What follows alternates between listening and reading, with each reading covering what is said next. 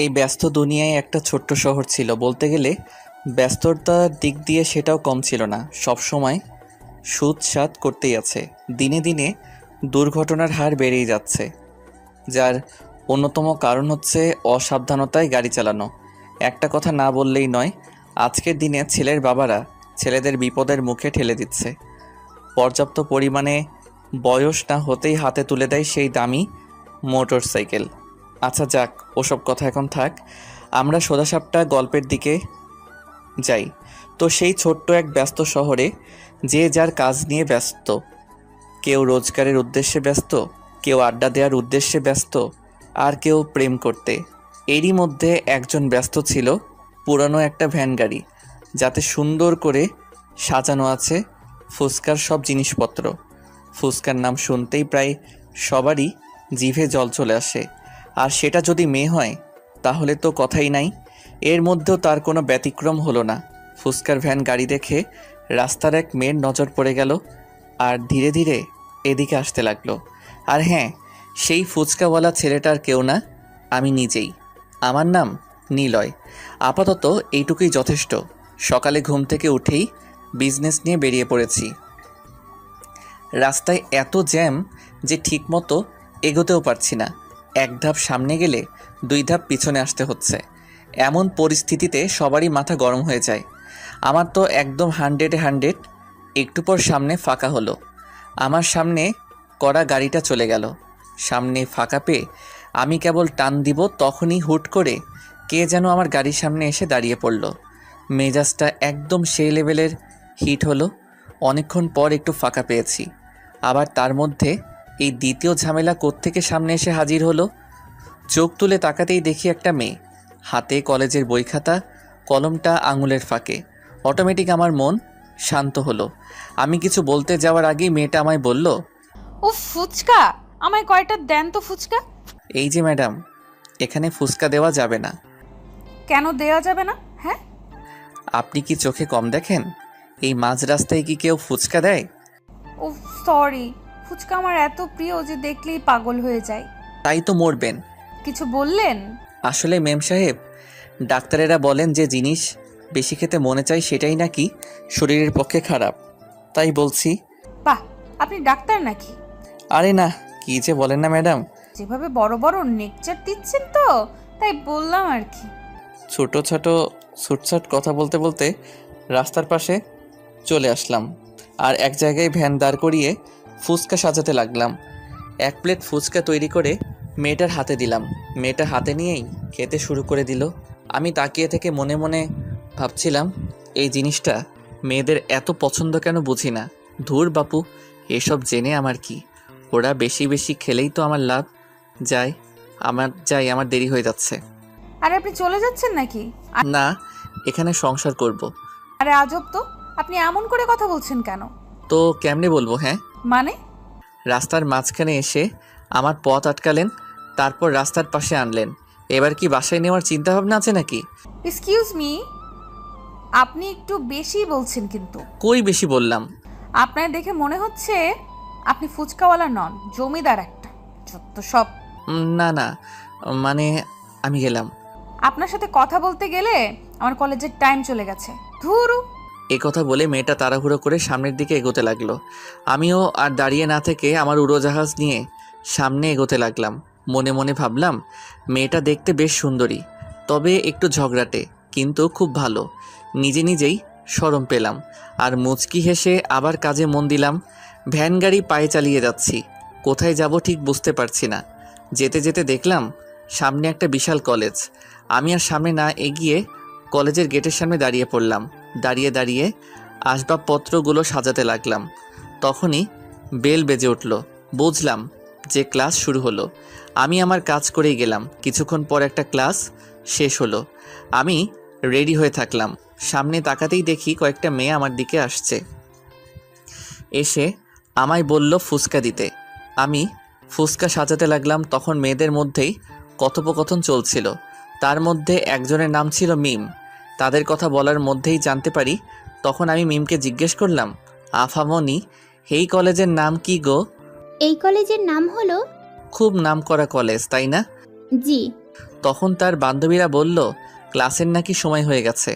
তখন মিম বলল, ভাইয়া থাকেন, ক্লাসের সময় হয়ে গেছে। আর ওখানে নীলা একাই বসে আছে। আইসা। আপনি তো এখানেই আছেন তাই না? জি হ্যাঁ। আমার এক বান্ধবী আছে, ফুচকার জন্য একদম পাগল। এবার ওকে সাথে করে আনবনি। জি, এসব কথা বলে মিম চলে গেল। তখন কলেজের আরও ছাত্রছাত্রী এসে জমা হলো। আমি সবাইকে ফুসকা দিতে লাগলাম। এরকম করে কিছুক্ষণ কাটানোর পর আমি একটু আরাম নেবার জন্য বসতে যাচ্ছিলাম। ঠিক এমন সময় আমার দুটি চোখ সামনে চলে গেল। চোখ সামনে যেতেই তো আমি থমকে গেলাম। বসার কথা ভুলে আমি দাঁড়িয়ে গেলাম। আরে, আমি এটা কি দেখতেছি? এইটা তো সেই মেয়ে যাকে রাস্তায় ফুসকা দিচ্ছিলাম। কিন্তু সে এখানে কেন? তাহলে কি এটাই কি তার কলেজ? আমায় দেখলে তো আচ্ছা মতো শুরু করবে। আমি আর ওসব কিছু না ভেবে নিজের কাজে মন দিলাম আর টেরা চোখে একটু একটু করে তার দিকে তাকাচ্ছিলাম। সত্যি বলতে আমি মনে মনে চাচ্ছিলাম মেয়েটা যেন এখানে আসে। হি হি হি। আর আমার মনের কথাটা সত্যি হলো। ওর পাশে তাকিয়ে দেখি মিম। তার মানে মিম আর নীলা এখানে আসবে। হুম, আমার তো মন চাচ্ছে লুঙ্গি ড্যান্স দিব।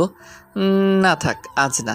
নিজেকে সামলিয়ে সোজা হয়ে দাঁড়িয়ে থাকলাম আর নিচের দিকে তাকিয়ে রইলাম। তখন মিম বলল, এই যে ভাইয়া। আমি মুখ তুলতেই তো মেয়েটা অবাক হলো আর আমার দিকে রাগী লুকে তাকিয়ে রইল। আরে আপনি? কি রে, তুই কি ওকে চিনিস? চিনি না, চিনি না। আমি তো অবাক, এত বড় মিথ্যা কথা কেমনে বলে? আমি তো তাকে চিনি আর সেও আমায় চিনে। ও, এর নাম নিলয়। ও হ্যালো, আমার নাম। নীলা? আপনি জানলেন কেমনে? আমি বলছি। ও, আমাদের এক প্লেট দেন তো। আমি এক প্লেট ফুচকা সাজাতে লাগলাম আর একটু একটু করে নীলার দিকে তাকাচ্ছি। কখনো কখনো তার সাথে চোখে চোখ পড়ে যাচ্ছিল, কিন্তু আমি তাকে বুঝতে দিচ্ছিলাম না। তারপর প্লেট সাজিয়ে তাদের সামনে এগিয়ে দিলাম। একে একে খেতে লাগলো। আমায়ও খেতে বলল, কিন্তু আমি খাই না বলে দিলাম। তখন আর কেউ কিছু বলল না তাদের মনে। তারা খেতে লাগলো আর আমি নীলার দিকে তাকিয়ে রইলাম। এইভাবে সারাদিনটা নীলার কলেজে কাটিয়ে দিলাম। বিকাল হলেই খোঁজ নিয়ে আমার বিজনেস নিয়ে রওনা হয়ে যাই। বিকালে যেও নীলার সাথে দেখা হয়ে যায়, তখন কিছু তাকাতাকি করতেই সময় শেষ হয়ে যায়, যার ফলে আমি চলে আসি। পরের দিন আবার সেই একই কলেজ, মানে নীলার কলেজের দিকে রওনা হলাম। কলেজে যেই আমার কাজ শুরু হলো। আগে ঠিকমতো নীলাকে খুঁজে নিলাম, তারপর শুরু করলাম। মিম নীলাকে সাথে করে নিয়ে আরও কিছু তাদের বান্ধবীদের নিয়ে আমার কাছে ফুচকা খেতে আসতো আর আমি নীলাকে দেখতাম। মেয়েটাকে একদিনেই আমার পছন্দ হয়ে গেছে। খুব সুন্দর লাগে। কেন লাগে তা জানি না, কিন্তু মনে হচ্ছে পৃথিবীতে সে একমাত্র মেয়ে। তো এভাবে কয়েকদিন কেটে গেল। আমি প্রতিদিন কলেজে আসতাম আর নীলাকে দেখতাম। ধীরে নীলাকে আরও ভালো লাগতে লাগে। নীলা বিষয়টা খেয়াল করত, কিন্তু মুখে কিছু বলতে পারতো না, শুধু চোখ রাঙিয়ে ভয় দেখাতো। ভয় করার বদলে আমি আরও ক্রাশ খেতাম। পরের দিন চলে গেলাম কলেজে। প্রতিদিনের মতো আজকেও নীলা চলে আসলো আমার কাছে। সে সহ তার বান্ধবীদের ফুচকা দিলাম। ফুচকা খাওয়ার পরে, নীলা, এবার চল, আজ ম্যাথ ক্লাস করতে হবে। তোরা যা, আমি যাব না। কেন রে, তুই তো ম্যাথে ভালো। আমার কিছু কাজ আছে, যা তোরা। কেমন কাজ রে? বললাম তো যা। ওকে, এই তোরা চল। এই বলে মিম তার অন্য বান্ধবীদের নিয়ে ক্লাসে চলে গেল আর নীলা সেখানেই দাঁড়িয়ে রইল। ব্যাপারটা কি আমি ঠিক বুঝলাম না। আমি আমার কাজ করছিলাম, তখন নীলা বলল, এই তোর সমস্যাটা কি রে? হ্যাঁ, আমার আবার কিসের সমস্যা? তাহলে প্রতিদিন অমন ড্যাব ড্যাব করে তাকাস কেন? আরে, এইটুকুই বুঝো না? না, বুঝি না। একটা ছেলে একটা মেয়ের দিকে কেন তাকিয়ে থাকে? আরে জানি না। ধুর। এই তুই কি বলতে চাচ্ছিস? পরিষ্কার করে বল তো। বাংলায় বলবো নাকি ইংরেজিতে বলবো নাকি হিন্দিতে বলবো? তোর ইচ্ছে। মুঝে না তুমসে প্যার হো গয়া। হ্যাঁ। ও, তার মানে তুমিও রাজি? জিঙ্কু নাকুর বউ, বর বউ রাজি তো কেয়া কারেগা কাজী। এই, আমি কখন হ্যাঁ বললাম? এই তো এক্ষুনি। দেখ, এসব ফাউল চিন্তা ভাবনা মাথা থেকে বাদ দে। কোনটা ফাউল? আমি তোমায় ভালোবাসি, এটাই সত্যি। দেখ, নিজের লিমিটের মধ্যে থাক, লিমিট ক্রস করিস না। তাই তো করছি। লেখাপড়া লও জানে না, সারাদিন ফুচকা বিক্রি করে খায়, থাকার মতো কোনো জায়গাও আছে কিনা সন্দেহ, আর আইসে আমার সাথে প্রেম করতে। তুমি সত্যি বলেছ, আমি লেখাপড়া জানি না। তো লিমিটের মধ্যেই থাক। কিন্তু আমি একটু একটু ইংরেজি আর হিন্দি পারি। এটা এখানকার ছোট বাচ্চারাও পারে। হুম। শোন, রাস্তার ফুচকাওয়ালা হয়ে সাততলার চাঁদে হাত দিতে চাস না। চাঁদ? আজকাল তো সাততলায় চাঁদ দেখা যায় না, দেখা যায় শুধু ময়দা সুন্দরী। কি বললি? না মানে তুমি ছাড়া, তুমি তো আমার আলোর ঘরের আধার। মনে হয় উল্টো বলে ফেলছি। অশিক্ষিত মূর্খ। আমায় মূর্খ বলবেন না। হ্যাঁ, আমি একজন বিশাল বড় টিচার। ওমা, তাই নাকি? তা কোন কলেজে? সব কলেজের। কবে থেকে? ছোটবেলা আমার মা বলতো আমি নাকি বড় হয়ে অনেক বড় টিচার হব, আর সেদিন থেকে আমি টিচার। আমি ভাবছিলাম তুই শুধু মূর্খ, কিন্তু এখন দেখছি তুই পাগলও বটে। হ্যাঁ তো, লায়লার জন্য মজনু পাগল, আর তোমার জন্য আমি পাগল। যত তাড়াতাড়ি পারিস পাবনার টিকিট কাটিস, নয়তো। পাবনার টিকিটের কথা বলতে পারবো না, কিন্তু তোমার বাড়ির টিকিট 100% কনফার্ম। এবার কিন্তু বেশি হচ্ছে। এখনো কিছুই করি নাই। তোর সাথে কথা বলাই আমার ভুল। সেই ভুলের মাসুল করো আই লাভ ইউ বলে। তোকে আমি কিস করতে মন চাইলে করতে পারো। বাদর, অশিক্ষিত মূর্খ। নীলা রাগে হাত পা ছোড়াছড়ি করতে লাগলো। কিছু করতে না পেরে উল্টো পথে রওনা হলো। আমি একটু মুচকি হেসে আবার নিজের কাজে মন দিলাম। তারপর থেকে কলেজ চলাকালীন আর নীলার সাথে দেখা হলো না। দুপুর হতেই আমি ওখান থেকে চলে আসলাম আর আমার প্রথম কাজ শেষ করলাম। এরপর বিকেলে বের হলাম নতুন কাজে, নতুন সাজে, একদম আলাদা হয়ে। কালো কালারের ড্রেস আর মুখে একটা কালো কালারের মাস্ক। চলে আসলাম একটা স্টেশনে, আর একটা দোকান থেকে গাড়ি ভাড়া হিসাবে নিলাম আর বেরিয়ে পড়লাম। গাড়ি নিয়ে সোজা চলে আসলাম রেল লাইনে, আর আমার প্রধান অতিথির জন্য অপেক্ষা করতে লাগলাম। অতিথির নাম হলো শফিক চৌধুরী, এলাকার বিশিষ্ট বিজনেসম্যানের তালিকায় থাকা একজন। টাকা পয়সার কোনো অভাব নেই তার, কিন্তু তবুও সে ট্রেনে করে যাতায়াত করে।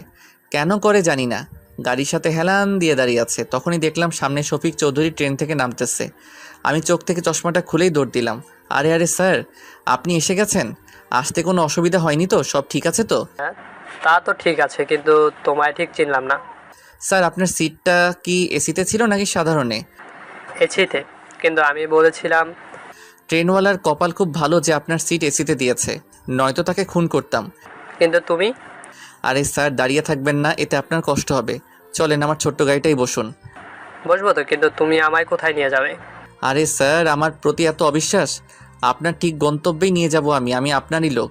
ও আচ্ছা, চলো তাড়াতাড়ি বাসায় যেতে হবে। জি স্যার, একবার আপনি শুধু বসে দেখেন, হাওয়ার বেগে পৌঁছে দিব। আচ্ছা আচ্ছা, চলো। শফিক চৌধুরী আমার গাড়িতে উঠে আরামে বসে পড়লো। আমি গাড়িতে উঠে শফিকের মাথার উপর ফ্যান চালু করে দিলাম, সাথে হালকা এসি। এই নিয়ে বেশ আরামদায়ক যাত্রা হচ্ছিল। বেচারা শফিক অনেক ক্লান্ত ছিল, তাই সিটে হেলান দিয়ে ঘুমিয়ে গেল। আমি আমার মতো গাড়ি চালিয়ে গেলাম। কিছুক্ষণের মধ্যে আমার গন্তব্যে পৌঁছে গেলাম, আর শফিককে তার আসল জায়গায় পৌঁছে দিলাম। এরপর আমি আমার বাসায় চলে আসলাম। গাড়িটা গ্যারেজে রেখে হোস্টেলে চলে আসলাম। রাতের খাওয়া দাওয়া শেষ করে ঘুমিয়ে গেলাম। সকালে উঠে ফ্রেশ হয়ে নাস্তা করে ফুচকার গাড়িটা নিয়ে আবার রওনা হলাম, কলেজের দিকে রওনা হলাম। কলেজে এসে আবার আগের জায়গায় এসে বসলাম আর নীলা আসার জন্য অপেক্ষা করতে লাগলাম। একটু পর এদিক ওদিক তাকিয়ে তাকিয়ে দেখছি নীলা আসতেছে কিনা, কিন্তু অনেকক্ষণ হলো নীলা আসে না। এমনকি তার পেতনি বান্ধবীরাও আসে না। কি করব বুঝতে পারছি না। তখন একটা ছেলে এসে ফুচকা চাইলো। আমি বিরক্তিকর মুড নিয়ে ফুচকা দিচ্ছিলাম। এমন সময় পিছনে তাকিয়ে দেখি নীলা আর তার সব বান্ধবীরা আসতেছে। আমার মনের মধ্যে তো লাড্ডু ফুটতে লাগলো। মুচকি এসে নিজের কাজে মন দিলাম। নীলা আমার দিকে তাকানো তো দূরের কথা, আমার কাছ দিয়েও আসলো না। আমি মনে মনে বললাম, যতই তুমি পালিয়ে পালিয়ে থাকো না কেন, একদিন আমার কাছে ঠিকই আসতে হবে। এরপর আমি আর কিছু বললাম না। নীলা সোজা ক্লাসে চলে গেল। আমি মন খারাপ করে নিচের দিকে তাকালাম। কিছুক্ষণ পর নীলা ক্লাস শেষ করে বেরিয়ে আসলো, আর তাকে দেখার সাথে সাথে তো আমার মন খুশি হয়ে গেল। কিন্তু নীলা আমার দিকে না এসে পাশ কাটিয়ে চলে যাচ্ছিল। তখন আমার মাথায় একটা বদ বুদ্ধি বেরিয়ে এলো। ব্যাস, ভাবতে দেরি করতে দেরি নট। আজকের টক কিন্তু সেই হইছে, তাই না? আমার সামনে কয়েকটা মেয়ে ফুচকা খাচ্ছিল। আমার কথা শুনে তারা মাথা তুলে মুখে হ্যাঁ জবাব দিল। ব্যাস, আমার কাজ হয়ে গেল। এবার মিমের কাজ। নীলা, না মিম, আজ ওদিকে যাবি না। শোন না, আজকে টক নাকি হেভি হয়েছে, চল না। মিম, এসব ওই বাদরটার চালাকি। তুই থাক, আমি গেলাম। আরে আরে শোন, আচ্ছা চল, আমিও যাব। একটু একটু করে নীলা আর মিমের কথোপকথন শুনতে পাচ্ছিলাম, আর মুচকি মুচকি হাসছিলাম। এরপর দেখলাম মিম আর নীলা এদিকেই আসছে। ভাইয়া কি অবস্থা? আমার অবস্থা সবসময় ঝাক্কাস। তা তোমার এই বান্ধবীর কি অবস্থা? কার? এর অবস্থার কথা আর বইলেন না। কি বলো? আমার ম্যাডামের কি হলো? মনে হয় কেউ স্যাকা দিচ্ছে। মিম, তুই চুপ করবি? তা ম্যাডাম, আজকে উল্টা পথে হাঁটছিলেন কেন? আপনাকে বলতে হবে নাকি? কিরে নীলা, কালকে তো নিলয় ভাইয়ার সাথে খুব সুন্দর কথা বলছিলি, কিন্তু আজ আবার কি হলো? কারণ আছে তাই। কি কারণ? আরে মিম, তোমার বান্ধবীকে কালকে প্রপোজ করছি, তাই এখনো টেনশনে আছে। ও মা, তাই নাকি? নীলা ট্রিট দে। ওই মিম, চুপ করবি? আরে শোনেন, আপনি আপনার রাস্তায় থাকবেন আর আমি আমার রাস্তায়। তা তো হবে না। আমি এখন তোমায় ভালোবাসি, তোমায় ছাড়া বাঁচবো না। চুপ। আর একবার এসব কথা বলবেন না। একবার কেন, 1000বার বলবো। I love you. ইডিয়েট। মিম চল। আরে নীলা, ভাইয়ার প্রপোজাল অ্যাকসেপ্ট কর। তুই যাবি? ও হ্যালো ম্যাডাম, তুমি আমার থেকে যতই দূরে থাকো না কেন, একদিন না একদিন ঠিকই আমায় ভালোবাসবেন। এই ফকিরের বাচ্চা ফকির, রাস্তায় রাস্তায় ফুচকা বিক্রি করিস, ফুটপাতের পারে থাকিস, আর আমার সাথে প্রেম করার স্বপ্ন দেখিস? তুমি কি জানো না মনু, ভালোবাসতে মন লাগে, ধন নয়। চুপ কর ফকির। তোদের মতো ফকিরের মুখে এসব মানায় না। কি ভেবেছিস বড়লোকের মেয়েকে বিয়ে করে একদিনে বড়লোক হবি? নো নো, আমি তো শুধু তোমায় পেতে চাই। আর একবার যদি বলেছিস তাহলে। নীলা আমায় থাপ্পড় মেরে আমার দিকে আঙুল তুলে কথাগুলো বলল। কলেজের সবাই আমাদের দিকে তাকিয়ে আছে। আমি মাথা নিচু করে নিলাম। নীলা ইচ্ছে মতো অনেক কিছু বলতে লাগলো। কিছু কিছু কথা আমার কলিজায় আঘাত করতে লাগলো। তবুও আমি কিছু না বলে পাথরের মতো দাঁড়িয়ে রইলাম। চোখ থেকে এক ফোঁটা পানি মাটিতে গড়িয়ে পড়ল। কি করব বুঝতে পারছি না, মাথা তুলে দাঁড়াতেও পারছি না। কোনো উপায় না পেয়ে ভ্যানটা নিয়ে ওখান থেকে চলে আসলাম। ভ্যান এনে ভ্যানের জায়গায় রাখলাম। এরপর প্রথম চ্যাপ্টার বাদ দিয়ে দ্বিতীয় চ্যাপ্টারে প্রবেশ করলাম। এমনিতেও বেলা গড়িয়ে দুপুর হয়ে গেছে, তাই সোজা সাপটা গোসল করার জন্য বেরিয়ে পড়লাম। নলকূপে যেয়ে পানি তুলে গোসল করলাম। এরপর প্যান্ট শার্ট পরে গ্যারেজে আসলাম। এসে পাশের হোটেলে দুপুরের খাবার খেয়ে নিলাম। এরপর নতুন এক গাড়ি নিয়ে বেরিয়ে পড়লাম। কিছু দূর আসতেই মুখে সেই ব্ল্যাক কালারের মাস্ক পরে নিলাম আর চোখে সানগ্লাস। তারপর সোজা আমার গন্তব্যে আসলাম। এক বিশাল কোম্পানির সামনে এসে গাড়ি ব্রেক করলাম আর গাড়ি থেকে নেমে সোজা ভিতরে আসতে লাগলাম। গার্ড এসে আমায় সার্চ করলো, এরপর ভিতরে পাঠিয়ে দিল। অবশ্য জিজ্ঞেস করছিল আমি কে। তখন আমি বলছি তোমার বসের ড্রাইভার। এরপরে আর আমায় আটকালো না। আমি বিনা বাধায় ভিতরে চলে আসলাম আর সোজা এমডির রুমে নক দিলাম। আসসালামু আলাইকুম সাহেব। ওয়ালাইকুম আসসালাম। কে আপনি? আগে আপনি কি আসলাম? তওবা তওবা, গুরুজনের নাম মুখে নিতে নেই। আরে সমস্যা নেই, আমি আসলাম। অনেক নাম শুনেছি আপনার। আপনি নিজের শরীর খাটিয়ে এত বড় হয়েছেন, আপনাকে দেখে আমার অনেক গর্ব হয়। অবশ্যই, আমার কর্মের ফল এসব। আপনি তো মহান সাহেব, একজন চাকর হয়ে আজ এত বড় কোম্পানির মালিক। কি কি কি কি বলছিস তুই? মানে সাহেব, আমি বলছিলাম আপনি তো আগে খুব গরিব ছিলেন, নিজের বুদ্ধি খাটিয়ে শ্রম দিয়ে এত বড় কোম্পানির মালিক হয়েছেন। কিন্তু তুই কেমনে জানলি? আরে সাহেব, আপনার মতো মহান মানুষের জীবনী সবাই জানে, সবাই আপনার থেকে কিছু শিখতে চায়। তাই নাকি? হ্যাঁ সাহেব, আপনার ড্রাইভার হতে পেরে আমিও খুব খুশি। ওহ, তার মানে তুই আমার ড্রাইভার? জি সাহেব, চলেন আপনার বাসায় পৌঁছে দিই। ম্যাডাম আপনায় তাড়াতাড়ি যেতে বলেছে, কি যেন সারপ্রাইজ দিবে। সামান্য 2 টাকার ড্রাইভার হয়ে আমার সামনে সানগ্লাস পরার সাহস হলো কি করে তোর? অপরাধ নিবেন না সাহেব, আসলে আমার চোখের সমস্যা, ডাক্তার বলেছে চশমা যেন না খুলি। ও আচ্ছা, আমি খুব ক্লান্ত, চলো। এরপর আমি আসলামের সাথে বাইরে চলে আসলাম আর আসলামকে গাড়িতে বসিয়ে দিয়ে আমি ড্রাইভ করতে লাগলাম। গ্লাসে দেখলাম আসলাম ফোন টিপছিল। আমি বললাম, আচ্ছা সাহেব, আপনি এত বড় লোক কী করে হলেন? কেন হঠাৎ এমন প্রশ্ন কেন? অপরাধ নিবেন না সাহেব, আসলে আপনি অনেক মহান মানুষ, তো তাই আপনার থেকে আমি কিছু শিখতে চাই। ওহ, আমি এত বড় লোক হয়েছি আমার পরিশ্রমে। অনেক পরিশ্রমের মাধ্যমে আজ আমি এখানে। ফকির থেকে বড়লোক? কি বললি তুই? না মানে সাহেব, আসলে বলছিলাম ফকির থেকে কি করে বড়লোক হলেন? তুই কি কানে কম শুনিস নাকি? বললামই তো। সাহেব, আমার কান একদম পরিষ্কার। আচ্ছা, আপনার লিডার তো ছিল, যার কথায় আপনি সব কিছু করতেন। এই এই, তুই কে রে? তুই এত কিছু কি করে জানিস? আর এত কিছু কেন? পরিচয় দিলে আপনি শুনতে পারবেন না, তাই থাক। এরপর আর কিছু বললাম না। সোজা গাড়ি চালাতে লাগলাম। অনেকগুলো পথ জার্নি করে অবশেষে এসে পৌঁছালাম আসলামের বাসার সামনে। আসলামকে ওখানে নামিয়ে দিয়ে আমি আমার গন্তব্যে রওনা দিলাম। আমার গন্তব্যে আসতে আসতে সন্ধ্যা হয়ে গেল। এরপর সন্ধ্যায় বস্তিতে চলে আসলাম। তার আগে গ্যারেজে গিয়ে গাড়ি জমা দিয়ে আসলাম। সঙ্গে হোস্টেল থেকে কিছু খাবার নিয়ে চলে আসলাম বস্তিতে। রাতের খাবার খেয়ে ঘুমিয়ে গেলাম।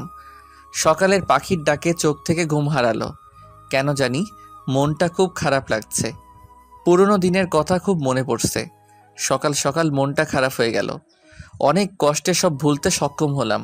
তারপর ফ্রেশ হয়ে ফুচকার গাড়িটা নিয়ে বাজারের দিকে রওনা হলাম। বাজারে এসে হালকা নাস্তা করে নিলাম। এরই মধ্যে কলেজের টাইম হয়ে গেল, তাই আর দেরি না করে কলেজের দিকে রওনা দিলাম। কলেজে আসতেই দেখি এক সারিতে অনেকগুলো গাড়ি। মনে এক প্রকার প্রশ্ন জাগলো। ভ্যান থেকে নেমে আমিও যোগ দিলাম সবার সাথে। সামনে তাকিয়ে দেখি 5টা গাড়ি একসঙ্গে দরজা খুলল, আর সাথে সাথে অনেকগুলো মানুষ বেরিয়ে আসলো। দেখে মনে হচ্ছে এরা বডিগার্ড, কিন্তু কার বডিগার্ড?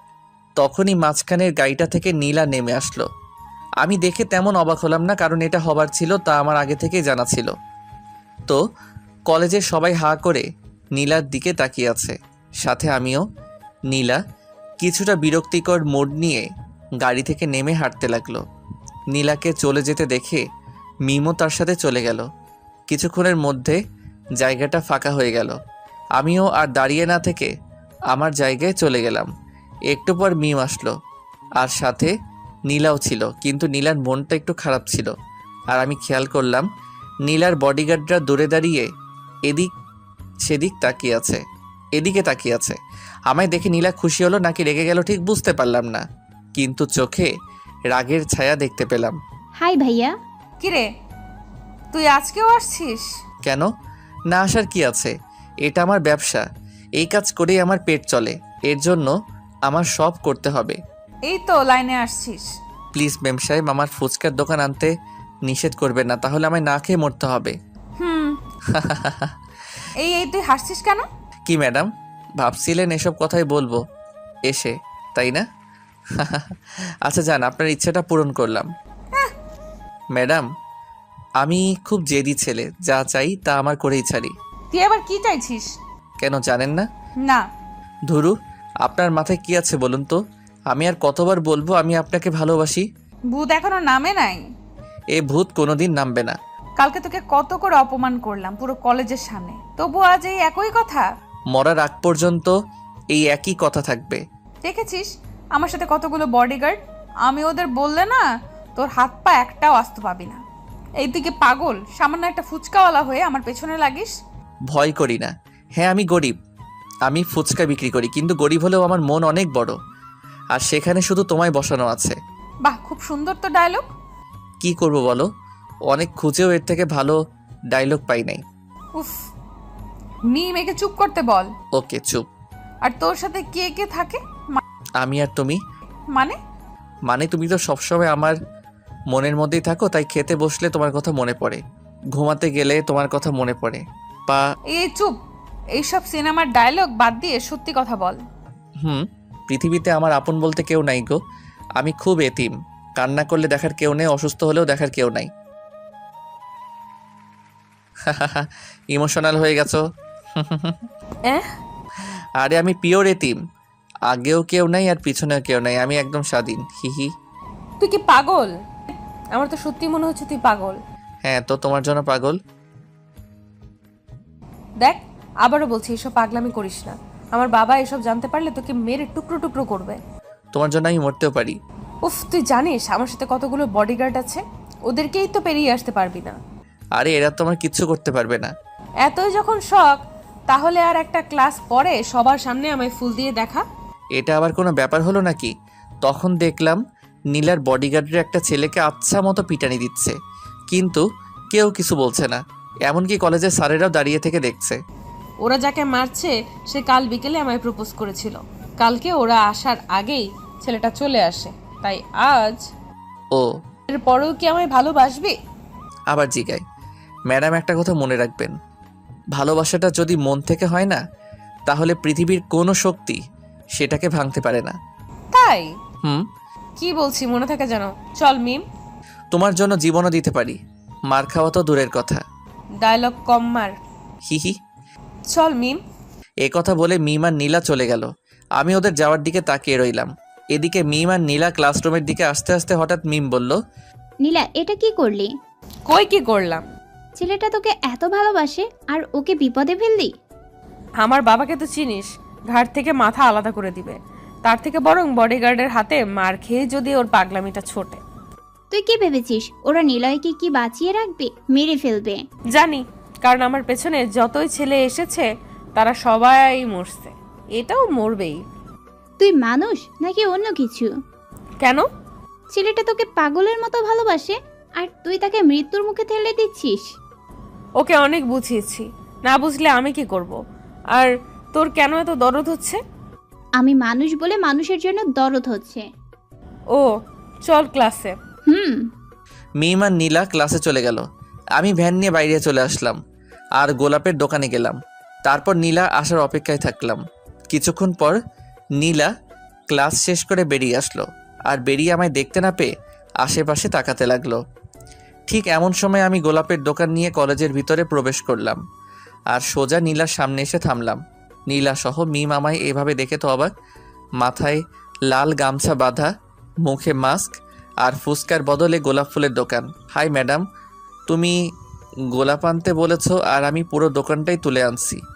নীলা তো জমে পাথর, কোনো কথা না বলে ওর বডিগার্ডদের দিকে তাকিয়ে আছে। আমি এবার ভ্যান থেকে নেমে সুন্দর একটা গোলাপ তুলে নীলার সামনে ধরলাম। নেন, আই লাভ ইউ। নীলা একবার আমার দিকে তাকাচ্ছে আর একবার ওর বডিগার্ডদের দিকে তাকাচ্ছে। ইতিমধ্যে নীলার বডিগার্ডরা এসে হাজির। তখন নীলার বডিগার্ডরা আমার কাঁধে হাত দিল আর বলল, এই তুই কে রে? আর আমাদের ম্যাডামকে গোলাপ দেওয়ার সাহস কি করে হলো? এখানে সাহসের কি হলো? এটাই তো আমার চাকরি। মানে খুব সোজা। আমি অনলাইনের মাধ্যমে ফুলের ব্যবসা করি। অনলাইনে অর্ডার করলে আমি ডেলিভারি করে দেই। আর এই ম্যাডাম একটা গোলাপ। ম্যাডাম, আপনি কি সত্যি অর্ডার করেছিলেন নাকি চালাকি? চালাকি হলে কিন্তু একে সোজা উপরে পাঠিয়ে দিব। এমন করে ভয় দেখাচ্ছেন কেন? আমি হার্টের রোগী। এবার এই তুই চুপ কর। হ্যাঁ, আমি অর্ডার করেছিলাম। বাসায় যেতে বললে বাবা অনেক প্রশ্ন করতো, তাই এখানে আসতে বলেছি। তো হলো। হয়েছে, এবার এখান থেকে ফুট। আপনারও লাগবে নাকি স্যার? খুব ভালো ফুল। বিবাহিত জীবনে অসুখী হলে এটা নেবেন, একদম কাজ করবে। তোকে যেতে বলছি। যাচ্ছি, কিন্তু আর আসবো না, বাইরে অপেক্ষা করব। এই বলে আমি আবার ভ্যানে উঠে কলেজের বাইরে চলে আসলাম আর নীলা ক্যান্টিনের দিকে গেল। আমি রাস্তার পাশে বসে থেকে ভাবছি নীলা আসবে কিনা, কিন্তু সঠিক উত্তর খুঁজে পাচ্ছি না। ঠিক এমন সময় দেখলাম কলেজের পিছনের গেট দিয়ে নীলার মিম আসছে। আমি দেখেও না দেখার ভান করে থাকলাম। তখন নীলা এসে বলল, একটুর জন্যই তো উপরে চলে যাইতিস আমি না বাঁচালে। এত বড় রিস্ক নিয়ে গোলাপ দিলাম আর আমায় বাঁচাতে কে বলছিল? ইচ্ছে হয়েছে তাই। তার মানে সামথিং। এই শোন, এইটুকুতেই ভাবিস না যে আমার যোগ্য হতে পারবে। এটা তো যে কেউ করতে পারে। তোমার কথা মতো আমি তোমায় ফুল দিয়েছি, এবার আমায় আই লাভ ইউ বলো। কেবল তো শুরু, এটা করতে তো সবাই পারবে। তাহলে বলো আর কি করতে হবে? আমি তোমার জন্য সব করতে রাজি। ওমা, তাই নাকি? বলেই দেখো। কালকে কলেজে আসার সময় গাড়ি থামিয়ে আমায় প্রপোজ করতে হবে। এটা আবার তেমন কি কাজ? ভাবিস না যে এটাও আজকের মতো করবি, কারণ আমার বাবা কাল থেকে আমার সিকিউরিটি আরো টাইট করবে। তোমার বাবা যতই না করুক না কেন আমায় আটকাতে পারবে না। কালকেই দেখা যাবে। যদি পারি তাহলে কি ভালোবাসবে না? তোর মুখে কি আর কোনো কথা নাই? না গো সোনা। যদি কালকে এইসব বডিগার্ডের মধ্যে দিয়েও সকাল 9টায় আমার সামনে আসতে পারিস আর আমার সাথে কথা বলতে পারিস, তাহলে কি? তাহলে ভেবে দেখবো। এই তোমরা মেয়েরা এই ভাবাভাবি ছাড়া কি কিছু বোঝো না নাকি? সিনেমার মতো বলে দিল ভেবে দেখবে। আগে তো এসে দেখা। তোমায় ভালোবাসি বাসছি জীবন দিয়ে, আর যদি তোমায় না পাই তাহলে জীবন রেখে কী লাভ? ফালতু কথা ছাড়, মিম চল। হুম। এ কথা বলে নীলা আর মিম হাঁটতে লাগলো। তখন আমি পিছন থেকে ডাক দিলাম। নীলা ঘুরে তাকাতেই, নীলা, কি? I love you. ইডিয়েট। টুট টুট টুট। তারপর নীলা চোখে মুখে রাগ দেখে চলে গেল। আমি কিছুক্ষণ নীলার দিকে তাকিয়ে থাকলাম। এরপর আমিও আর ওখানে থাকলাম না, ভ্যান গাড়ি নিয়ে সোজা হোস্টেলের দিকে রওনা হলাম। এসে ভ্যান গাড়িটা গ্যারেজে রাখলাম, তারপর গোসল করে নিলাম। এরই মধ্যে দুপুর হয়ে গেল। চারদিকে মসজিদের মাইকে আজান দিতে লাগলো। আমি গোসল করে এসে খাটের উপর বসে পড়লাম আর ভাবলাম কি করে কালকে নীলার সাথে দেখা করব। শরীরটা খুব ক্লান্ত ছিল, তাই ভাবতে ভাবতে খাটের উপর শুয়ে গেলাম। এরপর নিজের অজান্তেই ঘুমিয়ে গেলাম। ঘুম ভাঙলো ঠিক 4টার সময়। উঠে দেখি আমার ফোন বাজতেছে। ছোটোখাটো একটা ভাঙনি মোবাইল ইউজ করি। খাটের উপর থেকে ফোনটা তুলে কানের কাছে ধরলাম। কয়েকটা কথা শুনে বুঝলাম হাসপাতাল থেকে কথা বলছে। আমি আর দেরি করলাম না, উঠে চোখে মুখে পানি দিয়ে সোজা হাসপাতালে চলে গেলাম। হাসপাতালে এসে দেখা সাক্ষাৎ করে চলে আসলাম। বাসায় আসতে সন্ধ্যা হয়ে গেল, তাই আজ আর কোথাও বের না হয়ে হোটেলে এসে কিছু খাবার খেলাম। কিছুটা প্যাকেটে করে নিয়ে আবার হাসপাতালে গেলাম। সেখানে রাত 9টা পর্যন্ত থাকলাম। এরপর হোস্টেলে এসে চোখে মুখে পানি দিয়ে ঘুমিয়ে গেলাম। সকালে উঠতেই মনে পড়ে গেল নীলার শর্তের কথা। সকাল সকাল মাথা হ্যাং হয়ে গেল, কি করব ভেবে পাচ্ছিলাম না। তবুও সাহস করে নীলার বাসার দিকে রওনা হলাম। আর কিছুক্ষণের মধ্যে নীলার বাসায় চলেও আসলাম। এখন বাজে সকাল 7টা, আর মাত্র 2 ঘন্টা 6 আছে। নীলার বাড়িটা সেই হিয়া বড়, চারিদিকে গার্ড, একটা পিঁপড়া ঢোকার মতো ক্ষমতা নেই সেখানে। আমি তো শেষ। আমি আমার কাজে লেগে গেলাম। কাজটা করতে পারবো কিনা জানি না, তবে সাহস বুকে রাখতেই হবে, নয়তো প্রেম করার আগে দেবদাস হয়ে ঘুরতে হবে। যতগুলো গার্ড, তাতে মনে হচ্ছে ভিতরে যাওয়া আমার পক্ষে সম্ভব না। কোনো রকম চালাকি করলেই সোজা উপরে পাঠিয়ে দিবে, একদম বিনা টিকিটে। এদিকে নীলা দেওয়ার সময়ও কাছিয়ে যাচ্ছে, কি করব ভেবে পাচ্ছি না। নীলা যাবার সময় গাড়ি থামালে তো পুরো প্ল্যান শেষ, কারণ আমি তো শেষ। কিছু একটা তো করতে হবে, কিন্তু কি করব? ওদিকে নীলা ঘোর চিন্তায় মগ্ন। নীলয় কি সত্যি পারবে নাকি ভয় পেয়ে পালাবে? দুজনের মনে দুটো প্রশ্ন। এরই মধ্যে নীলার কলেজে যাবার সময় হয়ে গেল। 9টা বাজতে আর 10 মিনিট সময় আছে। নীলা কলেজে যাবার জন্য তৈরি হয়ে নিল আর গাড়িতে এসে বসলো। তার গার্ডরা এসে তাদের গাড়িতে বসলো।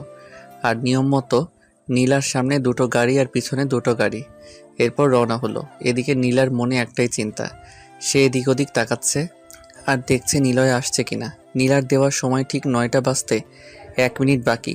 গাড়ি তার গতিতে চলছে, টিকটিক করে 1 মিনিট পুরা হয়ে গেল আর 9টা বেজে গেল। 9টা বাজার সঙ্গে সঙ্গে গাড়ি থেমে গেল। গাড়ি থামা দেখে নীলা সামনে তাকালো, কিন্তু সামনে কেউ নাই। কিন্তু গাড়ি থামলো কেন? আই লাভ ইউ ম্যাডাম, আমার কথা শুনে তো নীলা চমকে গেল। আশেপাশে তাকিয়েও আমায় পেল না। আরে ম্যাডাম, তোমার পাশে, একদম পাশে। নীলা তাকিয়ে দেখে আমি ড্রাইভারের জায়গায় বসে আছি, আর মাথার টুপিটা খুলে হাতে, মুখে কালো মাস্ক, সেটাও খুললাম। আরে তুই চমকে গেছেন তো? তুই এখানে কেন? ও মা, কালকের শর্তের কথা কি মনে নাই তোমার? কিন্তু তুই এখানে কেমনে? আর ড্রাইভার কবে হলি? সব বলবো। গাড়িটা স্টার্ট দিয়ে আমি গাড়ি স্টার্ট দিয়ে সামনে যেতে লাগলাম আর নীলাকে বললাম, বলেছিলাম না তোমার জন্য আমি সব করতে পারি? বাজে কথা বাদ দে, আর বলবো কেমনে করলি তুই এটা? আগে ওটা বলো। কোনটা? আমি যেটা বলছি ওটা। তোকে যা বলতে বলছি তার উত্তর দে। ওকে, কালকে রাতে আমি হাসপাতালে ছিলাম আর তখন এক লোক সেখানে গেল। আমি দাঁড়িয়েছিলাম, দেখলাম সেই লোকটা খুব কান্নাকাটি করছিল। তখন আমি ওর পিছনে পিছনে গেলাম আর দেখলাম একটা ছোট্ট মেয়ের পাশে বসে কাঁদছিল। আমি যে জিজ্ঞেস করি কেন কান্না করছে। তারপর সে বলল তার মেয়ের নাকি ব্লাড ক্যান্সার, অনেক রক্ত লাগবে। সে যেখানে চাকরি করে সেখান থেকে টাকা চেয়েও নাকি তাকে দেয় নাই। এখন রক্ত না হলে তার মেয়েটা মারা যাবে। তারপর আমি জিজ্ঞেস করলাম সে কোথায় চাকরি করে। তখন উত্তর দিল সে তোমার ড্রাইভার, আর তোমার বাবা নাকি তাকে টাকা দিতে চায়নি। তুমি বলো, এমন পরিস্থিতিতে যদি তাকে টাকা দিত তাহলে কি তোমার বাবা ফকির হয়ে যেত? না। এরপর আমি তাকে জিজ্ঞেস করি তার মেয়ের ব্লাড গ্রুপ কি। তখন বলে ও পজিটিভ, যা আমার সাথে মিলছিল, তাই আমি তার মেয়েকে রক্ত দিয়ে সাহায্য করি। এর জন্য তার চাকরি তোকে দিয়ে দিল? না, সে কান্না করতে করতে বলল তার স্ত্রী মারা গেছে কয়েক মাস হলো। এখন মেয়েটার যত্ন নেওয়ার মতো কেউ নাই, সেও নাকি সারাদিন তোমাদের বাসায় কাটায়। করিম চাচা। তখন আমি তাকে বলি, এই চাকরিটা আমায় দেন, আর আপনি একটা দোকান করেন, সারাদিন মেয়েকে নিয়ে দোকান চালাবেন, মেয়ের যত্ন নিতে পারবেন, তো ও তার মানে তুই চান্সের পার্টি? তোমার জন্য সব করতে পারি। চুপ কর আর গাড়ি চালা। আচ্ছা ম্যাডাম, একটা কথা বলেন তো, কি? তোমার বাবা হঠাৎ এত গার্ডের তোমার পিছনে কেন লাগলো? জানি শহরে নাকি খুন খারাপি নাকি বেড়েই যাচ্ছে, তাই আমার বাবা আমায় নিয়ে চিন্তা করে, সেই জন্য আমার সাথে এত বডিগার্ড লাগিয়েছে। কিন্তু খুনের সাথে তোমাদের সম্পর্ক কি? 2 দিনে 2টো খুনও হয়েছে। প্রথম দিনে শফিক, এখানকার স্থানীয় চেয়ারম্যান, আর দ্বিতীয় দিনে আসলাম, এই শহরের দ্বিতীয় বিজনেসম্যান। 1 নম্বরে আমার বাবা, তাই আমার বাবার সন্দেহ এবার আমাদের উপর নাকি টার্গেট। ও, এবার বুঝলাম। ছোটবেলা আম্মু বলতো, যত বেশি বড়লোক হবি, যত টাকা হবে, তত শত্রু হবে, তত ভয় হবে। আমার বাবার অনেক শত্রু। ভালো মানুষের শত্রু এমনিতেই হয়, আবার তো বড় লোক। বড় লোকেরা কখনো ভালো হয় না, তারা গরিবের রক্ত চুষে খায়। কিছু কিছু, কিন্তু আমার বাবা খুব ভালো। পৃথিবীতে সব থেকে ভালো মানুষ আমার বাবা। কনফিডেন্স থাকা ভালো, কিন্তু এত নয়। তুই বক বক থামাবি? গাড়ি চালা। আমি তোমার 2টা শর্ত পূরণ করলাম, এবার তো আমায় ভালোবাসবে। শোন, কানের কাছে বক বক করবি না। কালকে বলেছিলাম ভেবে দেখব, এখন শর্ত পূরণ করতে পারছিস? আমি ভেবে দেখব। পৃথিবীতে সব থেকে ভয়ঙ্কর প্রাণী হলো মেয়ে। এবার চুপচাপ গাড়ি চালা। আমি আর কিছু বললাম না, গাড়ি নিয়ে সোজা কলেজের গেট দিয়ে প্রবেশ করলাম, আর গাড়ি থামিয়ে মাথায় টুপিটা দিয়ে নেমে আসলাম। এসে নীলার নামের জন্য এ পাশের গেট খুলে দিলাম। নীলা নেমে গেল আর সোজা ক্লাসের দিকে রওনা হলো। আমি ভাবলাম একবার পিছনে তাকা, কিন্তু তাকালো না। এবার আমি গাড়ি পার্ক করে এসে ক্যান্টিনে বসলাম। দেখতে দেখতে নীলার সবকটা ক্লাস শেষ হলো। এবার সে বেরিয়ে আসলো, সাথে মিমো ছিল। আমি যেতেই, এবার ভাইয়া বলবো নাকি দুলা ভাই? যা মন চায়। দুলা ভাই কেন? কেন মানে, তুই ওকে শর্ত দিছিলি, ও শর্ত পূরণ করেছে, এখন তুই ওর অর্ধেক বউ। মিম, একদম বাজে কথা বলবি না। আমি তো তখন বলি নাই যে বউ হব, আমি বলছি ভেবে দেখব। ওই তার মানেই তাই। মাথা, চল বাসায় যাব। চল না আজ কোথাও ঘুরতে যাই। গেলে মন্দ হয় না। আচ্ছা চল। এরপর নীলা আর মিম গাড়িতে উঠে বসলো, আর আমি গাড়ি স্টার্ট দিলাম। সামনে পিছনে আগের মতোই বডিগার্ড। নীলা, তোর কি বিরক্ত লাগে না কেন? এভাবে বন্দি হয়ে চলাফেরা করতে? সামনে বডিগার্ড, আবার পিছনেও। জীবনের জ্বালা, কিন্তু কি করব বল, বাবার আদেশ। এখন তো ঘুরতে যাচ্ছি, অন্তত এখন তো একা থাকার অধিকার রাখি। এই ড্রাইভার, গাড়ি থামাও। আমি গাড়ি থামালাম। তখন নীলা গাড়ি থেকে নেমে সামনে গাড়িতে এসে কি যেন বলল, তারপর আবার এসে গাড়িতে বসলো। এবার সামনে থেকে 2 গাড়ি ঘুরে চলে গেল। আয়নাতে দেখলাম পিছনের গাড়িও চলে গেল। চল। নীলা, তুই নিলয়কে ড্রাইভার কেন বললি? ড্রাইভারকে ড্রাইভার বলবো না তো কি বলবো? নীলা, ও তোকে ভালোবাসে বলে ড্রাইভার হয়েছে, তোকে ভালোবাসার পরীক্ষা দিতে ড্রাইভার হয়েছে। মিম, এসব ভালোবাসাটা সে আমার পছন্দ না, প্লিজ চুপ কর। ওকে। এরপর মিম চুপ হয়ে গেল। আমিও আর কথা বললাম না, মন দিয়ে গাড়ি চালাতে লাগলাম। কিছু দূর আসার পর, কোথায় যাবেন? তুই যেতে থাক, আমি বলে দেব। ওকে। এরপর নীলার কথা মতো যেতে লাগলাম। অবশেষে থামতে বলল, আমি গাড়ি থামিয়ে দিলাম। তখন সামনে তাকিয়ে দেখে তো অবাক, হাসপাতালের ওই লোকটা, মানে করিম চাচা। আমি ওর বাড়ি চিনতাম না তো। নীলা নিজ থেকে আসলো, মানে আমার ম্যাডামের থেকে অনেক দয়া। গাড়ি থামাতে নীলা আর মিম নেমে গেল, সাথে আমিও নামলাম। তখন নীলা সোজা করিম চাচার কাছে গেল। বাড়ির পাশে একটা সুন্দর দোকান। করিম চাচা, কেমন আছো? আল্লাহ যা রাখছে মা। তোমার মেয়ে কেমন আছে? ভালোই, ঘরে শুয়ে আছে। কালকে রক্ত দিয়ে আজকেই বাসায় আনছেন কেন? হয়তো ভালো হয়ে যাচ্ছে তাই। তুই চুপ কর। আচ্ছা মা, চলো ঘরে। ম্যাডাম, কি? সাহেব কল দিচ্ছে, তাড়াতাড়ি বাসায় যেতে হবে। উফ, আমার বাবাকে নিয়ে আর পারি না। করিম চাচা আজকে থাক, অন্যদিন আসবো। আচ্ছা মা। যাকে একটুর জন্য বাঁচলাম, ভিতরে গেলে সব বুঝে যেত। যাই হোক, এখন নীলাকে নিয়ে তাড়াতাড়ি এখান থেকে যেতে হবে। তাই আর দেরি না করে নীলা আর মিমকে নিয়ে রওনা হলাম। মিমের বাসার কাছে আসতেই মিম থামতে বলল। আমি গাড়ি থামালে মিম নীলাকে বিদায় জানিয়ে চলে গেল। এরপর নীলাকে নিয়ে আমি আবার রওনা হলাম। কিছুক্ষণের মধ্যে নীলার বাসায় এসে হাজির হলাম। নীলা গাড়ি থেকে নেমে ভিতরে চলে গেল আর আমি গাড়িটা পার্ক করে বসে রইলাম। কিছুক্ষণ বসে থাকার পর দেখলাম নীলা আবার বাইরে আসলো আর বলল, নীলা শোনো, হ্যাঁ ম্যাডাম। বাবা তোমায় ডাকছে। ও, যাচ্ছি। হ্যাঁ, আর ভুল করেও বলবা না যে আগে আমাদের দেখা হয়েছে আর আমার জন্য এখানে আসছো, তাহলে কিন্তু তোমার জীবন নিয়ে টানাটানি হবে। হলে হোক, যার জন্য এত কিছু করছি সেই তো বুঝে না, তাহলে জীবন রেখে কী লাভ? শোন, তোর যা ইচ্ছে বল, আমার সাবধান করার ছিল করে দিছি, এখন তুই মর বাঁচ, তোর ইচ্ছা, যত সব। এক নিঃশ্বাসে নীলা কথাগুলো বলে ভিতরে চলে গেল আর আমিও পিছনে পিছনে ভিতরে গেলাম। তখন নীলার বাবা আমায় ডাকলো। ভিতরে এসে দেখি বাড়িটা সেই বাইরে থেকে যতটা সুন্দর লাগছে ভিতর থেকে দ্বিগুণ সুন্দর। আমি এদিক ওদিক তাকাচ্ছি আর যাচ্ছি। সামনে নীলার বাবা দাঁড়িয়ে আছে, মানে এই শহরের বিশিষ্ট বিজনেসম্যান মামুন চৌধুরী দাঁড়িয়ে আছে। আমি সামনে যে সালাম দিলাম, আমার সালামের জবাব দিল আর আমায় বসতে বলল। আমি না বসে দাঁড়িয়েই থাকলাম। তখন মামুন চৌধুরী আর কিছু না বলে সে বসে গেল। কে তুমি? আসলে সাহেব, আমি হচ্ছি করিমের ছেলে। করিমের ছেলে? জি সাহেব। কিন্তু আমার জানা মতে তো করিমের কোনো ছেলেই নাই। আসলে আমি ওনার ভাইয়ের ছেলে, চাচার তো ছেলে নাই, তাই আমায়। ও, তোমার ছেলে মানে? জি। কিন্তু আমরা তো এভাবে চাকরি দেই না, পরীক্ষা নেই, চেক আপ করি, ভালো মন্দ জেনে তারপর চাকরিতে দেই। আসলে আমার চাচু। হ্যাঁ, তোমার চাচু আমার এখানে অনেক বছর ধরেই কাজ করেছে, তার বিশ্বাসে দিতে পারি। নিজের মৃত্যু ঘরে ডাকলি? না কি বলছো? সাহেব, অনেক অনেক শুক্রিয়া। দেখো, আমার শত্রু অনেক, তাই তোমায় সাবধানের সাথে কাজ করতে হবে। ওকে সাহেব, আপনি কোনো চিন্তা করবেন না। হুম। নীলার বাবা তথা মামুন চৌধুরীর সাথে কিছুক্ষণ কথা বললাম। এরপর দুপুর পেরিয়ে বিকেল হয়ে আসলো। নীলার কথায় খাওয়া দাওয়া ওখানেই করলাম। এরপর বের হলাম নীলাকে নিয়ে।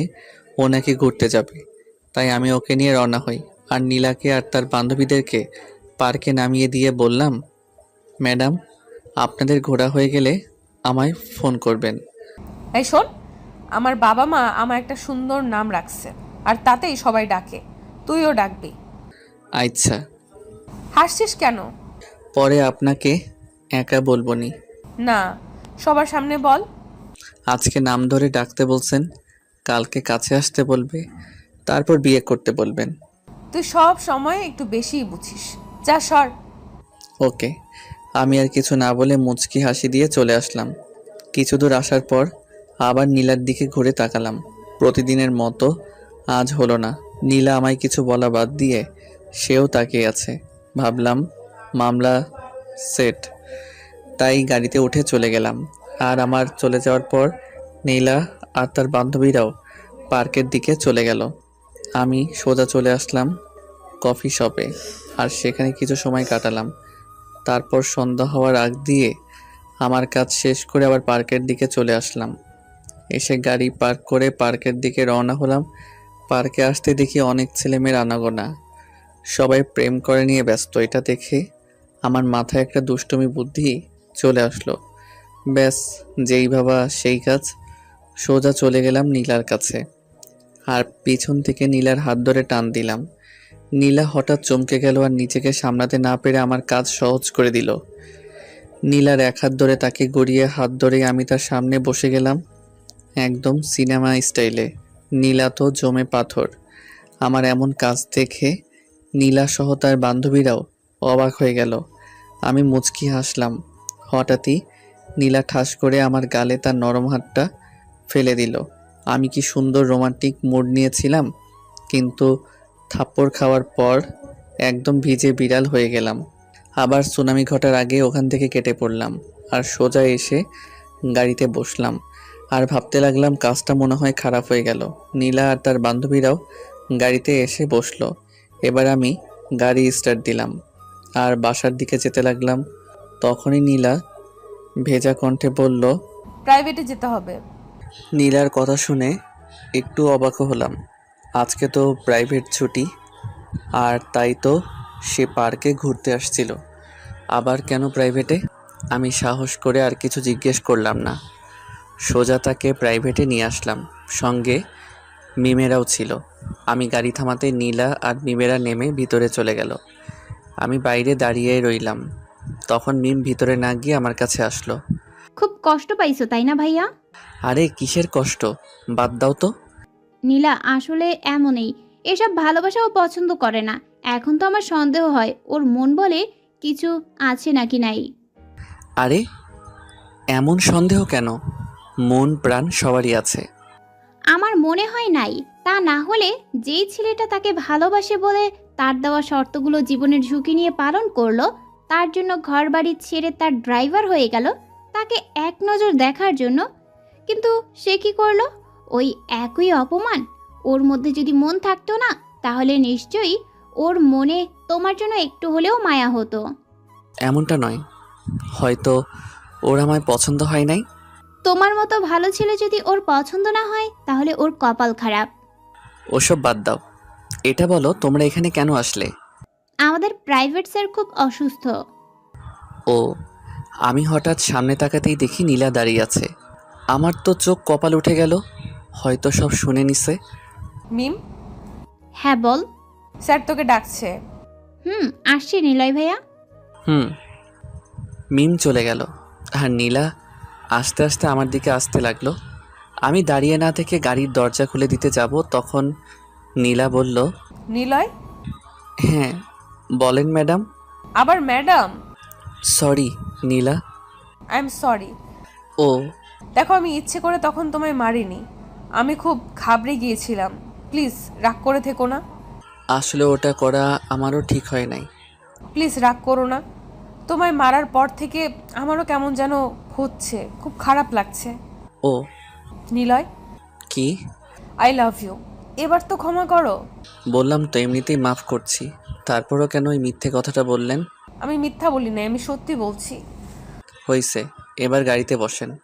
উফ শালা, তোর আজ আমি পাথরের মতো দাঁড়িয়ে শ্রোতার মতো নীলার কথাগুলো শুনছিলাম। এমন সময় পিছন থেকে কে যেন এসে আমাদের দুজনকেই অবাক করে দিল। নীলা এসব কথা বলছিল আর আমি দাঁড়িয়ে দাঁড়িয়ে শুনছিলাম। তখন পিছন থেকে মিম এসে নীলাকে আচ্ছা মতো বকতে লাগলো। কুত্তি রাক্ষসী, আমি তোর বান্ধবী হই, তাও আমায় এসব কথা বলিস নাই। আমি নিলয় থেকে দূরে থাকতে চেয়েছি, তাই কাউকে বলি নাই। আমাকে তো বলতে পারতি। আমি কখনো ভাবতেও পারিনি যে আমি নিলয়কে এতটা ভালোবেসে ফেলবো। তুই তো জানিস আমার জীবনে যায় আসে প্রথম দিনেই তাকে দুনিয়া ছাড়তে হয়। আমি ভাবছিলাম নিলয় তাদের মধ্যে একজন হবে, এই জন্য আমি ওকে বাঁচাবো বলে ঘৃণা করার অভিনয় করতাম। তোমার জীবনে যারা আসে তাদের কি হয়? আর কয়জন আসছে তোমার জীবনে? তুমি ভুল বুঝছো। আমার পেছনে যারা লেগেছে, যারা আমায় পছন্দ করে, প্রপোজ করেছে, তারাই দুনিয়া ছেড়ে গেছে, অথবা আজ তারা ঘরে বন্দি হয়ে আছে। কেন? কারণ আমার বাবা চায় না যে আমার পেছনে কেউ লাগুক আর আমায় কেউ ভালোবাসুক। আমার বাবার অনেক টাকা, তাই সে কাউকে ভয় করে না, নিজের ইচ্ছে মতো চলে। ও, জানি না তোমার কি হবে। আজ পর্যন্ত কাউকে আমি এতটা ভালোবাসি নাই যতটা তোমায় বাসছি। আমার কিচ্ছু হবে না, তুমি কোনো চিন্তা করো না। প্লিজ তুমি এখান থেকে চলে যাও। আমি তো যাবার জন্য তোমার কাছে আসি নাই। এবার দেখো আমার খেলা। মানে তোমার বাবা নিজেই তোমার আর আমার বিয়ে দিবে। এটা কখনো সম্ভব নয়। কোনো কাজই সম্ভব হয় না, সম্ভব করে নিতে হয়। আমার খুব ভয় করে। ধুর, বাদ দাও, চলো। তারপর নীলাকে আর মিমকে নিয়ে সেখান থেকে সোজা বাসায় চলে আসলাম। আগে মিমকে তার বাসায় নামিয়ে দিলাম। নীলার বাসায় এসে গাড়ি পার্ক করে বের হতেই নীলার বাবার ডাক পড়ল। আমি চলে আসলাম ভিতরে। এসে দেখি নীলা আর ওর বাবা মামুন চৌধুরী বসে আছে। জি সাহেব, আমায় কি ডাকলেন? খবর দেখো, এটা টিভির দিকে তাকিয়ে দেখি ব্রেকিং নিউজ দিতেছে। আজকে নাকি কফি শপে জলিল শাহকে খুন করা হয়েছে। কে করছে তা এখনও পুলিশ জানতে পারে নাই, তবে তদন্ত চলছে। এটা আমার বিজনেস পার্টনার ছিল, একে খুন করলো। শুধু একে নয়, আজকে একে নিয়ে মোট 7 জনকে খুন করা হলো। কিন্তু সাহেব, কারা করছে? জানি না কেন করছে তাও জানি না, তবে আমার মনে হচ্ছে এবার ওর টার্গেট আমি, কারণ আমরা মোট 8 জন ছিলাম আর আমি বাদে 7 জনকে মেরে ফেলেছে, এবার বাকি আমি। ও, এসব কথা তোমায় বলার কারণ হচ্ছে তুমি আমার মেয়েকে সেফ রাখবে, দরকার হলে আরও গার্ড বাড়িয়ে দিব। ঠিক আছে সাহেব, আমি সবসময় ম্যাডামের খেয়াল রাখবো। তারপরেও আরও কিছু কথা বলে তখনকার মতো বাদ দিলাম, আর মামুন চৌধুরী আমায় বলল, তুমি যেন খাবার খেয়ে যাও। আমি কোনো কথা না বলে শুধু মাথা নাড়া দিলাম। তারপর যে যার কাজে চলে গেল। নীলা ঘরে গিয়ে পড়তে বসলো। আমি বাইরে চলে আসলাম। বাইরে এসে আবহাওয়া খেতে লাগলাম। পকেট থেকে ফোন বের করে কল দিলাম। বেশ কি সুন্দর আবহাওয়া, চারদিকে সুন্দর জায়গা, বসে থাকতে বেশ মজা পাচ্ছিলাম। ঠিক এমন সময় কে যেন আসলো আর মামুন সাহেবের নামে একটা গিফট দিয়ে চলে গেল। আমি মামুন সাহেবের কাছে গেলাম আর দেখলাম সেই গিফটটা সামনে নিয়ে বসে আছে। একটু পর খুলতে লাগলো। খুলতেই তো অবাক হয়ে গেল, সেখানে মোট 8 জনের ছবি আছে আর মামুন সাহেবের ছবিও আছে। মামুন সাহেবের ছবি বাদে বাকি 7 জনের ছবিতে লাল কালি দিয়ে ক্রস চিহ্ন দেওয়া আছে। এটা দেখে তো মামুন সাহেব শেষ। বুঝতে আর বাকি রইল না যে এবার ওর পালা। সঙ্গে সঙ্গে মামুন সাহেব উত্তেজিত হয়ে গেল আর খোঁজ নিতে বলল, এই গিফটকে দিয়ে গেল। আমি দাঁড়িয়ে শুধু দেখছিলাম, কারণ সেই গিফট পাঠানোর মালিক ছিলাম আমি। শখ লাগারই কথা। আমি যখন বাইরে যাই ঠিক তখন আমি ফোন বের করছিলাম আর আমার ঠিক করার লোককে ফোন করি। তারপর সে কথা মতো এসে গিফট দিয়ে চলে গেল। আর সেই লোকটা ছিল আশরাফ ভাইয়ের লোক, এই শহরের নাম্বার 1 গুন্ডা। এখন মামুন সাহেব সেই লোককে খুঁজতে ব্যস্ত হয়ে পড়বে, আর এদিকে আমি তার মেয়েকে আর একটু মজিয়ে দিব। মামুন বুদ্ধিমান হয়ে থাকলে গিফট দেওয়ার লোককে খুঁজে বের করবে, আর সেই লোক আশরাফের নাম বলবে, কারণ আমি ফোনে কথা বলার সময় আশরাফের পরিচয় দিয়েছিলাম। এরপর আশরাফ আর মামুনের মধ্যে শুরু হবে এক মহাযুদ্ধ। এই যুদ্ধে যে কোনো একজন মরবে আর বাকি একজনকে আমি নিজে দেখে নিব। এরপর আমার প্ল্যানের প্রথম ধাপ শুরু হয়ে গেল। মামুন সাহেব চারদিকে লোক ছড়িয়ে দিল, যে করেই হোক ওই লোকটাকে ওর চাই। আস্তে আস্তে রাত গভীর হয়ে গেল। আমি বাসায় আসার জন্য রেডি হচ্ছিলাম, তখন দেখলাম উপর থেকে নীলা ডাক দিল। আমি আশেপাশে তাকিয়ে দেখি কেউ নাই, তাই উপরে চলে আসলাম। তখন নীলা আমায় তার ঘরে নিয়ে গেল আর আমায় একটা কিস করলো। এরপর বলল বাসায় যেতে। আমি বেশি কিছু বললাম না, চলে আসলাম বাসায়। বাসায় আসার সাথে সাথেই ফোন থেকে সিম পাল্টে দিলাম। অন্য সিম তুলে মামুনকে কল দিলাম। মামুনের কথার মধ্যে ভয়ের খোঁজ পেলাম। কি খবর মিস্টার মামুন চৌধুরী? খে আমায় চিনলেন না? এত সুন্দর একটা গিফট পাঠালাম আর আমায় ভুলে গেলেন? কে তুই? আমার কাছে কি চাস? তোর জীবন। জীবনে তুই অনেক পাপ করছিস, এবার তোর পাপের বিনাশ হবে। এই কে তুই? আরে এত উত্তেজিত হলে চলে নাকি? কি চাস তুই বল। আমার চাওয়ার কথা তুই বাদ দে, আগে নিজের জীবন বাঁচা। একবার তুই আমার সামনে এসে দেখ, তোকে কেটে টুকরো টুকরো করে রাখবো। আসবো আসবো, সময় হলেই আসবো। এত তাড়া কিসের? কিছুদিন একটু তরিয়ে নে। Good bye. এই কথা বলেই ফোন কেটে দিলাম আর ফোন থেকে সিম খুলে পুকুরে ফেলে দিলাম আর আমার নিজের সিম তুললাম। তারপর শুয়ে পড়লাম। সকালে উঠে চলে গেলাম নীলার বাসায়। কলেজের সময় হতেই নীলাকে নিয়ে কলেজে যাওয়ার জন্য দাঁড়িয়ে আছি। ঠিক এমন সময় দেখি আমার চারপাশে অনেকগুলো গাড়ি এসে থেমে গেল। আমি তো কিছুটা ঘাবড়ে গেলাম। হঠাৎ এত গাড়ি আমার সামনে। আশেপাশে তাকাতেই দেখি মামুন হাসতে হাসতে এদিকে এগিয়ে আসছে। আমি ঠিক বুঝলাম না কি হচ্ছে। তাহলে কি আমায় চিনে ফেললো? আশেপাশে তাকাতেই দেখি মামুন হাসতে হাসতে এদিকে এগিয়ে আসছে। আমি ঠিক বুঝলাম না কি হচ্ছে। তাহলে কি আমায় চিনে ফেললো? মামুন হাসতে হাসতে আমার কাছে আসলো। আমি কিছু না বলে দাঁড়িয়েই থাকলাম। তখন মামুন সাহেব বলল, কোথা থেকে এক ছোকরা এসেছে আমায় শেষ করতে? ওর সাহস কি করে হয়? আমি মনে মনে শান্তি পেলাম। যাক, বুঝতে পারে নাই। যাও, এসব গাড়া তোমরা সাথে করে নিয়ে যাও। এবার দেখি কি করে আমার আশেপাশে আসতে পারে। হ্যাঁ স্যার, খুব ভালো কাজ করছেন। হুম। তারপর এতগুলো গার্ড সহকারে নীলাকে নিয়ে রওনা হলাম। রাস্তায় আমি আর নীলা গল্প করতেছি। নো টেনশন, কারণ টেনশন তো আমিই দেই। কিছুক্ষণের মধ্যে কলেজে চলে আসলাম আর নীলাকে নামিয়ে দিয়ে গাড়ি পার্কিং করলাম। তারপর আমি কলেজ থেকে একটু দূরে চলে গেলাম। সেখানে গিয়ে মামুন সাহেবের কাছে ফোন দিলাম। কি মনে করছি গার্ড বাড়িয়ে দিলে আমার হাত থেকে তোর মেয়েকে বাঁচাতে পারবি? ভুল, তোর গার্ড আমায় ছুঁতেও পারবে না। দেখো, আমার মেয়ের কিছু করবি না। তুই যা চাস আমি তোকে সব দিব।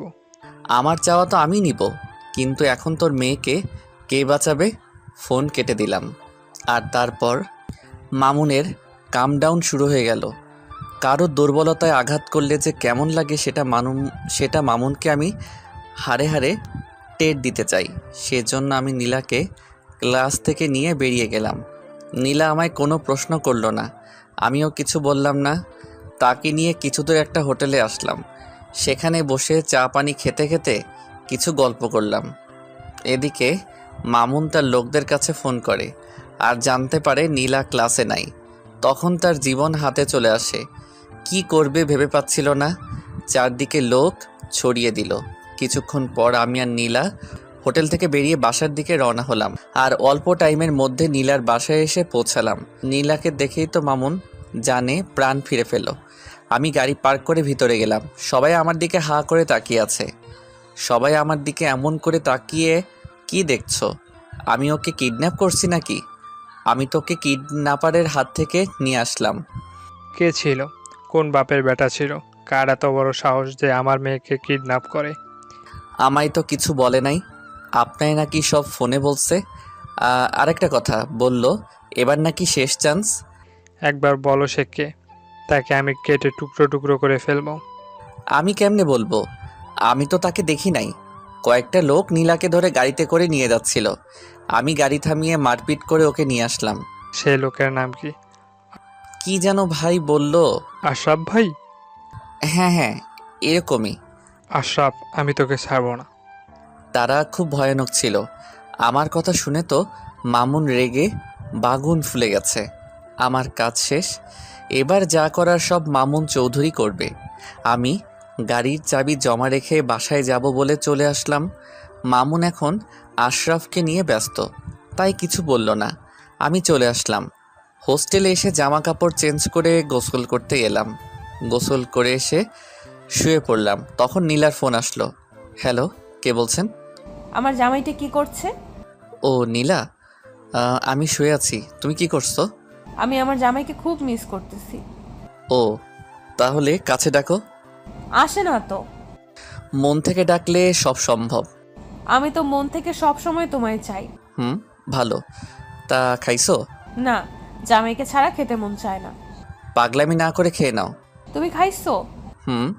মিথ্যা কেন বললা? তুমি এখনো খাওনি। তুমি কেমনে বুঝলা? তোমার কথাতেই বোঝা যাচ্ছে। আচ্ছা খেয়ে নাও, আমিও খাচ্ছি। আর বিকেলে চলে এসো, প্রাইভেট আছে। এই কথা বলে ফোন কেটে দিলাম।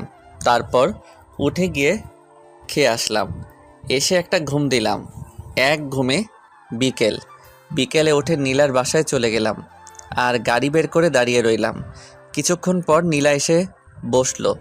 আমি গাড়ি স্টার্ট দিয়ে রওনা হলাম। তখন নীলা বলল, তুমি ভেতরে যাও নাই কেন? এমনিতেই। আমি তোমার আশায় দাঁড়িয়ে আছি। ও। তারপর কথা বলতে বলতে নীলার প্রাইভেটে চলে আসলাম। আমি নীলাকে নামিয়ে দিয়ে গাড়ি নিয়ে বের হলাম, কারণ এখন আমার সাথে কোনো গার্ড আসে নাই। মামুন সাহেব আমার উপর বিশ্বাস করে তার মেয়েকে আমার হাতে তুলে দিছে। সে তো আর জানে না তার সেই জম। আমি গাড়ি নিয়ে বের হলাম আর জানতে পারলাম মামুন সাহেব আশরাফের নামে কেস করছে। এটা শুনে তো আমি শেষ। আমি ভাবলাম কি আর হলো কি। খবর নিয়ে জানলাম মামুন নাকি এবার ইলেকশনে দাঁড়াবে, তাই কোনো রকম অন্যায় সে করবে না। এটা শুনে আমি আমার প্ল্যান বদলিয়ে দিলাম। তারপর সন্ধ্যা হওয়ার পর নীলাকে নিয়ে তার বাসায় নামিয়ে দিলাম। নীলা তো আমায় যেতেই দিবে না। আমি অনেক বাহানা করে চলে আসলাম। বাসায় এসে সময়ের অপেক্ষা করতে লাগলাম। নীলার বাসা থেকে আসার সময় কাউকে না জানিয়ে মামুন সাহেবের একটা শার্ট নিয়ে চলে আসলাম। আর সময় হতেই সেই শার্ট পরে আশরাফকে হামলা করলাম। জায়গা মতো আশরাফকে খতম করলাম। আর তখন আমি ইচ্ছে করেই শার্টে রক্ত ভরাই আর শার্টের এক টুকরো ছিঁড়ে আশরাফের হাতে লাগিয়ে দেই। এরপর আমি কিছু দূর আসার পর শার্ট খুলে ডাস্টবিনে ফেলে বাসায় চলে আসি। বাসায় এসে আরামের ঘুম দিলাম। সকালে উঠে ফ্রেশ হয়ে নিলাম। তারপর জানতে পারলাম মামুনকে পুলিশ অ্যারেস্ট করছে। আমি জেনে কোনো অবাক হলাম না, বরং খুশি হলাম। এরপর রেডি হয়ে চলে আসলাম নীলার বাসায়। নীলার বাসায় এসে দেখি একদম ফাঁকা, কেউ আছে বলে মনে হয় না। আমি ভিতরে গেলাম, দেখলাম মামুনের সব লোকেরা মাথায় হাত দিয়ে বসে আছে। আমিও মন খারাপের অভিনয় করলাম। তারপর নীলা এসে বলল সে নাকি কলেজে যাবে।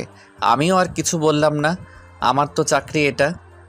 রাস্তায় এসে আমি বললাম, তোনার বাবা অ্যারেস্ট হয়েছে, তোমার কি কষ্ট হচ্ছে না? না, কারণ আমি হাজারবার বাবাকে নিষেধ করেছি এসব গুন্ডামি করো না, মারপিট আমার একদম পছন্দ না। আমার কথা শোনেই না, তাই অ্যারেস্ট হয়েছে তো ভালোই হয়েছে। ও, মারপিট থেকে দূরে থাকবো বলে তোমার মতো সাধারণ ছেলেকে আমি ভালোবাসছি, আর এখন তোমার কাছেই আমি থাকবো। কি বলবো বুঝতে পারছি না। সে তো আর জানে না এসব আমি করাচ্ছি, আমি মেইন ভিলেন। তোমায় নিয়ে আমি অনেক দূরে হারিয়ে যেতে চাই, যেখানে গেলে শুধু শান্তি। এবার মারপিট খুনাখুনি আর হবে না। আমি আর কিছু বললাম না, কি বলবো ভেবেই তো পাচ্ছি না। যখন নীলা সবটা জানতে পারবে জানি না কি যে হবে। কিছুক্ষণের মধ্যে নীলার কলেজে চলে আসলাম। নীলা নেমে আমায় বিদায় দিয়ে চলে গেল। আমি গাড়ি পার্ক করলাম না, আর আমার একটা কাজ ছিল সেটা করতে গেলাম। কাজটা শেষ করতে করতে দুপুর হয়ে গেল। নীলার কাছে চলে আসলাম আর নীলাকে নিয়ে রওনা হলাম। গাড়ি চালাচ্ছি আর ভাবছি নীলাকে সবটা বলে দিব। কিছু দূর যাওয়ার পর একটা ফাঁকা জায়গা দেখে গাড়ি দাঁড় করালাম আর আমি নেমে নীলাকে নামিয়ে দিলাম। এখানে কেন? নীলা, আজ তোমায় আমি কিছু কথা বলতে চাই। হ্যাঁ বলো। যেটা শোনার পর হয়তো তোমার মনে আমার জন্য কোনো ভালোবাসা নাও থাকতে পারে। কি বলছো এসব? কি এমন কথা? হ্যাঁ, আমি কথাটা বলতে যাব ঠিক এমন সময় ওখানে চারদিকে অনেকগুলো গাড়ি আসলো। নীলা আমার হাত শক্ত করে ধরলো। গাড়ি থেকে নেমে আসলো মামুন চৌধুরী। আমি তো অবাক, এ কেমনে এখানে? মামুন চৌধুরী মুচকি আসছে। বাহ বাহ, খুব সুন্দর খেলছিস। বাবা তুমি এখানে? মা চলে আয়। না বাবা, আমি নিলয়কে ভালোবাসি। আরে এসব ভালোবাসা কিচ্ছু না, সব অভিনয়। ও তোকে শুধু ব্যবহার করেছে আর কিচ্ছু না। ও ভালো করেই জানতো আমার কাছে পৌঁছানো খুব টাফ ব্যাপার, তাই তোকে ওর প্রেমের জালে ফেলে আমার কাছে পৌঁছেছে। নিলয়, বাবা এসব কি বলছে? তুমি কিছু বলছো না কেন? আরে কি বলবে, এটাই সত্যি, চলে আয় না মা। নিলয় কিছু বলো। তোমার বাবা যা বলছে তা সব সত্যি, কিন্তু ব্যাস থামো, আর বলতে হবে না। নীলার চোখে পানি টলটল করছে। আমার হাত ছেড়ে দিল। আমার দিকে করুণ দৃষ্টিতে তাকিয়ে আছে। কি করব বুঝতে পারছি না। অনেক খেলেছিস, এবার তোর শেষ খেলা, আমার খেলা শুরু। চল বলে দে তুই কে। খেলা এত সহজে তো শেষ হবে না। খেলার আসল সিন তো বাকি আছে। হা হা হা হা, চারিদিকে আমার লোক, এক ধাপ লড়লেই তুই সোজাও পড়ে। সিংহ একাই শিকার করে, তাতে যতটাই শিকারই হোক না কেন। ধরা পড়ার পর সবাই এমন করে, কি ভেবেছিলি আমার বন্ধুদের মারলেই আমি ভয় পেয়ে যাব? ভয় তো তুই আগে থেকেই পেয়ে আছিস, এখন আর একটু ভয় দেখাই। নে এবার ফোনটা বের করে তোর অফিসে কল দে। কি বলছিস? আরে দে না। মামুন অফিসে ফোন দিল আর জানতে পারলো তার অফিসে নাকি পুলিশ ঢুকেছে আর সব কাজ বন্ধ করে দিয়েছে। একে একে তার সব কোম্পানিতে ফোন দেওয়ার পর সে জানতে পারলো সব কোম্পানি নাকি বন্ধ, পুলিশে সিল মেরে গেছে। মামুন রাগে মোবাইল ফুঁকে মারল। এই তো রেখে ধর। মামুনের লোকেরা আমায় ধরতে আসার আগেই আমি নীলার হাত ধরে টেনে সামনে এনে তার গলায় ছুরি ধরলাম। এটা দেখে নীলা তো সেই অবাক, তার চোখ থেকে ঠপাস করে পানি পড়ে গেল। বুঝলাম নীলার কষ্টে বুকটা ফেটে যাচ্ছে। এই নীলার কিছু করিস। মিস্টার মামুন চৌধুরী, খেলা তোর শেষ, অনেক পাপ করছিস, এবার তার শাস্তি ভোগ কর। আমার মেয়েকে ছেড়ে দে। তোর মেয়েই তো আমার একমাত্র অস্ত্র। তুই কে আর কি চাস? শাকিল খান। কি? হ্যাঁ, যে খানের কথা তোর মনে ঝড় তুলছে সেই ফরহাদ খানের ছেলে আমি, শাকিল খান। এটা কিভাবে সম্ভব? রাখে আল্লাহ মারে কে, আর এবার তোকে আমি মারবো, দেখি রাখে কে। চলি। এ কথা বলে নীলার গলায় ওভাবে চাকু ধরে ওকে নিয়ে গাড়িতে উঠলাম। এক হাতে নীলার কাছে চাকু ধরে অন্য হাতে গাড়ি চালাতে লাগলাম। কিছু দূর আসার পর চাকু সরিয়ে নিলাম। নীলা কোনো কথা বলছে না, জানালা দিয়ে মুখটা বের করে দিয়েছে, মনে হয় কান্না করতেছে। আমি সেদিকে মন দিলাম না, আমি মন দিয়ে গাড়ি চালাচ্ছিলাম। কিছুক্ষণের মধ্যে আমার গন্তব্যে পৌঁছে গেলাম। গাড়ি দাঁড় করালাম, আর আমি নেমে নীলাকে নামাতে গিয়ে দেখি ও ঘুমিয়ে গেছে। অনেকটা পথ আসছি তো, তাই কান্না করতে করতে হয়তো ঘুমিয়ে গেছে। আমি ওকে তুলে ভিতরে নিয়ে গিয়ে একটা ঘরে খাটের উপর শুয়ে দিলাম, আর বাইরে থেকে লাগিয়ে দিলাম। টাইম দেখি দুপুর 3টা বেজে গেছে। নিশ্চয়ই নীলা খিদের জ্বালায় ঘুমাইছে। বড়লোকের মেয়ে না খেয়ে থাকার অভ্যাস নেই। আমার কাছে কয়টা টাকা ছিল, তা দিয়ে পাশের বাজার থেকে কিছু খাবার কিনে আনলাম। এসে দেখি নীলা উঠে দেওয়ালের সাথে হেলান দিয়ে মাটিতে বসে আছে। নীলা, খাবারটা খেয়ে নাও। খাবো না। কেন? খিদে নেই। না খেয়ে থাকলে তোমারই কষ্ট হবে। হবে হোক, এমনিতে তো কষ্ট কম দাওনি। আমার সাথে বেইমানি করেছো, আমার নিষ্পাপ ভালোবাসা নিয়ে খেলা করেছো, বুকটা ভেঙে চুরমার করেছো। নীলার কথার জবাব আমার কাছে ছিল না, তাই আমি চলে যাচ্ছিলাম। তখন নীলা বলল, কেন এমন করলে? কি দোষ করেছিলাম আমি? দোষ তুমি নয়, তোমার বাবা করেছে। তাহলে আমার মন নিয়ে কেন খেলা করলে? কেন ভালোবাসতে শেখালে? আমি তোমার মন নিয়ে খেলতে চাইনি, আমি শুধু তোমার বাবার কাছে প্রতিশোধ নিতে চাইছিলাম। কিসের প্রতিশোধ? বেইমানির প্রতিশোধ। মানে? মানে জানতে হলে অনেক বড় কাহিনী জানতে হবে। বলো। তাহলে শোনো। আজ থেকে কয়েক বছর আগে এখান থেকে অনেক দূরে একটা বিশাল গ্রাম ছিল। সেই গ্রামে থাকতো একখান পরিবার। সেখানকার কর্তা ছিল ফরহাদ খান। ফরহাদ খানের একমাত্র ছেলে ছিলাম আমি। আমাদের পরিবার অনেক বড় ছিল। দাদা দাদি, চাচা চাচি, বাবা মা, ফুফু ফুফা সবাই থাকতো। আমরা অনেক শান্তিতে থাকতাম। আমার বাবা মানে ফরহাদ খান এলাকার মন্ত্রী ছিল। সবাই তাকে খুব ভালোবাসতো আর সম্মানও করত। আমার বাবা সবসময় গ্রামের লোকদের কথা ভাবত, তাদের সুখে তিনি সুখী হতেন। ছোট বড় সবাই তাকে এক নামে চিনত। গ্রামে কোনো ঝামেলা হলে আমার বাবার কাছে আসতো। বাবা সঠিক বিচার করে দিত, এতে সবাই খুশি হতো। আমাদের বাসায় বাবার মুখে মুখে কথা কেউ বলতে পারতো না, শুধু আমার চাচাতো বোন ছাড়া। আমার চাচার একমাত্র মেয়ে, তার নাম মিলি। বয়স খুব কম, 8 থেকে 10 হবে। বাবা মিলিকে খুব ভালোবাসতো, নিজের মেয়ের মতো আদর করে তাকে মা বলে ডাকতো। তাছাড়া সবাই বাবাকে খুব ভয় পেত। একদিন বাবার কানে খবর এলো পাশের গ্রামে নাকি ঠিকমতো পানি বিদ্যুৎ যায় না, আবার সরকার যেসব ভাতা দিত সেসবও নাকি তারা পেত না। তখন বাবা আমায় ডাকলেন। বাবা জানতেন আমি মারপিটে সবসময় এক্সপার্ট। বাবা, আপনি আমায় ডেকেছেন? হ্যাঁ, খবর পেলাম পাশের গ্রামে নাকি বিদ্যুৎ ঠিক মতো থাকছে না। গিয়ে একটু খবর নাও তো। শোনো, সেখানে গিয়ে আবার মারপিট করো না। ঠিক আছে বাবা। যাও। ওকে বাবা। আমি বাবার কাছ থেকে চলে আসলাম। আমার বন্ধু ছিল রাকিব, ছোটবেলার বন্ধু। তাকে সাথে করে নিয়ে রওনা হলাম। রাস্তায় যেতে যেতে অনেক মজা করলাম। গ্রামের পাশে এসে খুব তৃষ্ণা লাগলো। তখন দেখলাম সামনে একটা মেয়ে কলসিতে করে পানি নিয়ে যাচ্ছে। এই যে ম্যাডাম। মেয়েটা তাকিয়ে আবার হাঁটতে লাগলো। আমি আবার ডাকলাম। এবার মেয়েটা চোখ রাঙিয়ে থামলো। কাছে যেতেই, এই অসভ্য ছেলে, মেয়ে দেখলেই কি ডাকতে ইচ্ছে করে? ঘরে কি মা বোন নেই? কালকে আমার বান্ধবীকে নিয়ে মজা করছিস। আরে কি বলছো? আমি তো জানি জানি, এটাই তো বলবি যে আর কোনো দিন হবে না? তোরা তো দূরের কথা, আমায় দেখে বড় বড় গুন্ডা ভয় পায়। আমায় একটু পানি দিবেন?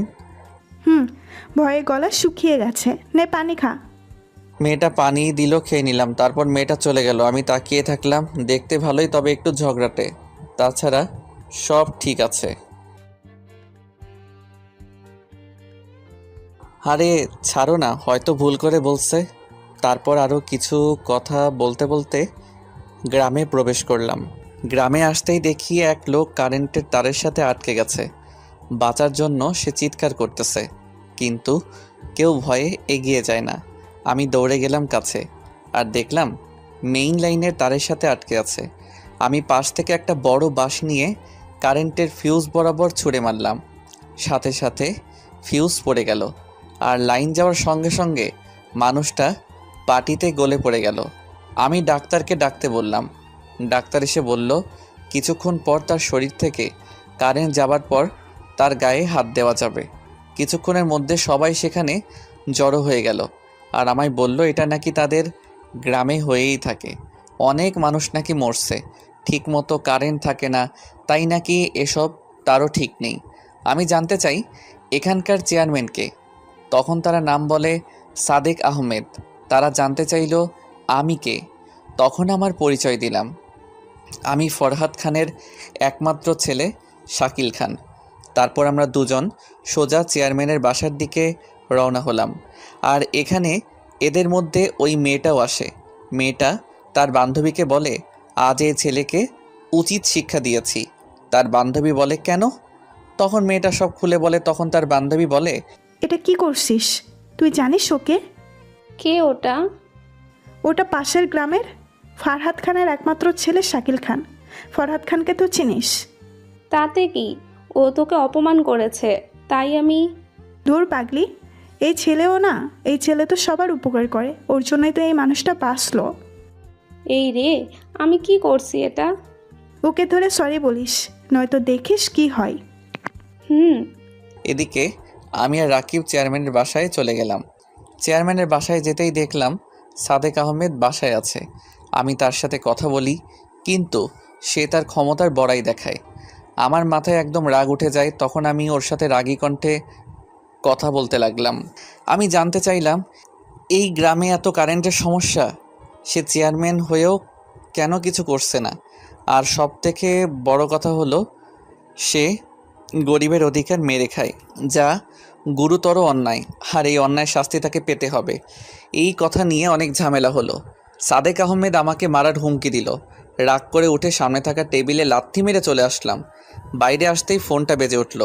তখন ফোন বের করে দেখি বাবার ফোন। আমি কল রিসিভ করে বাবাকে সব খুলে বললাম। বাবা কিছু বলল না। আমিও ফোন কেটে দিলাম। তারপর দুজনে মিলে গ্রামে ঘুরতে লাগলাম। তখন হঠাৎ সামনে দেখলাম সেই মেয়েটা। আমি দেখেও না দেখার ভান করে থাকলাম। তখন দূর থেকে মেয়েটা ডাকছে। আমি সাড়া দিলাম না। রাকিব ওর দিকে তাকালো, তখন তাকে থামতে বলল। রাকিব আমায় থামালো। মেয়েটা আমার কাছে আসলো। হাই, আমার নাম সাথী, চিনতে পারছেন? তোমায় কেমনে ভুলি? আসলে আমি ভুল করে আপনাকে বকা দিছি। আমি জেনে শুনে কিছু করি নাই, তার জন্য সরি, মাফ করে দিয়েন। আপনি কি এই গ্রামে নতুন? হ্যাঁ, আমি শহর থেকে পড়াশোনা শেষ করে গ্রামে আসছি।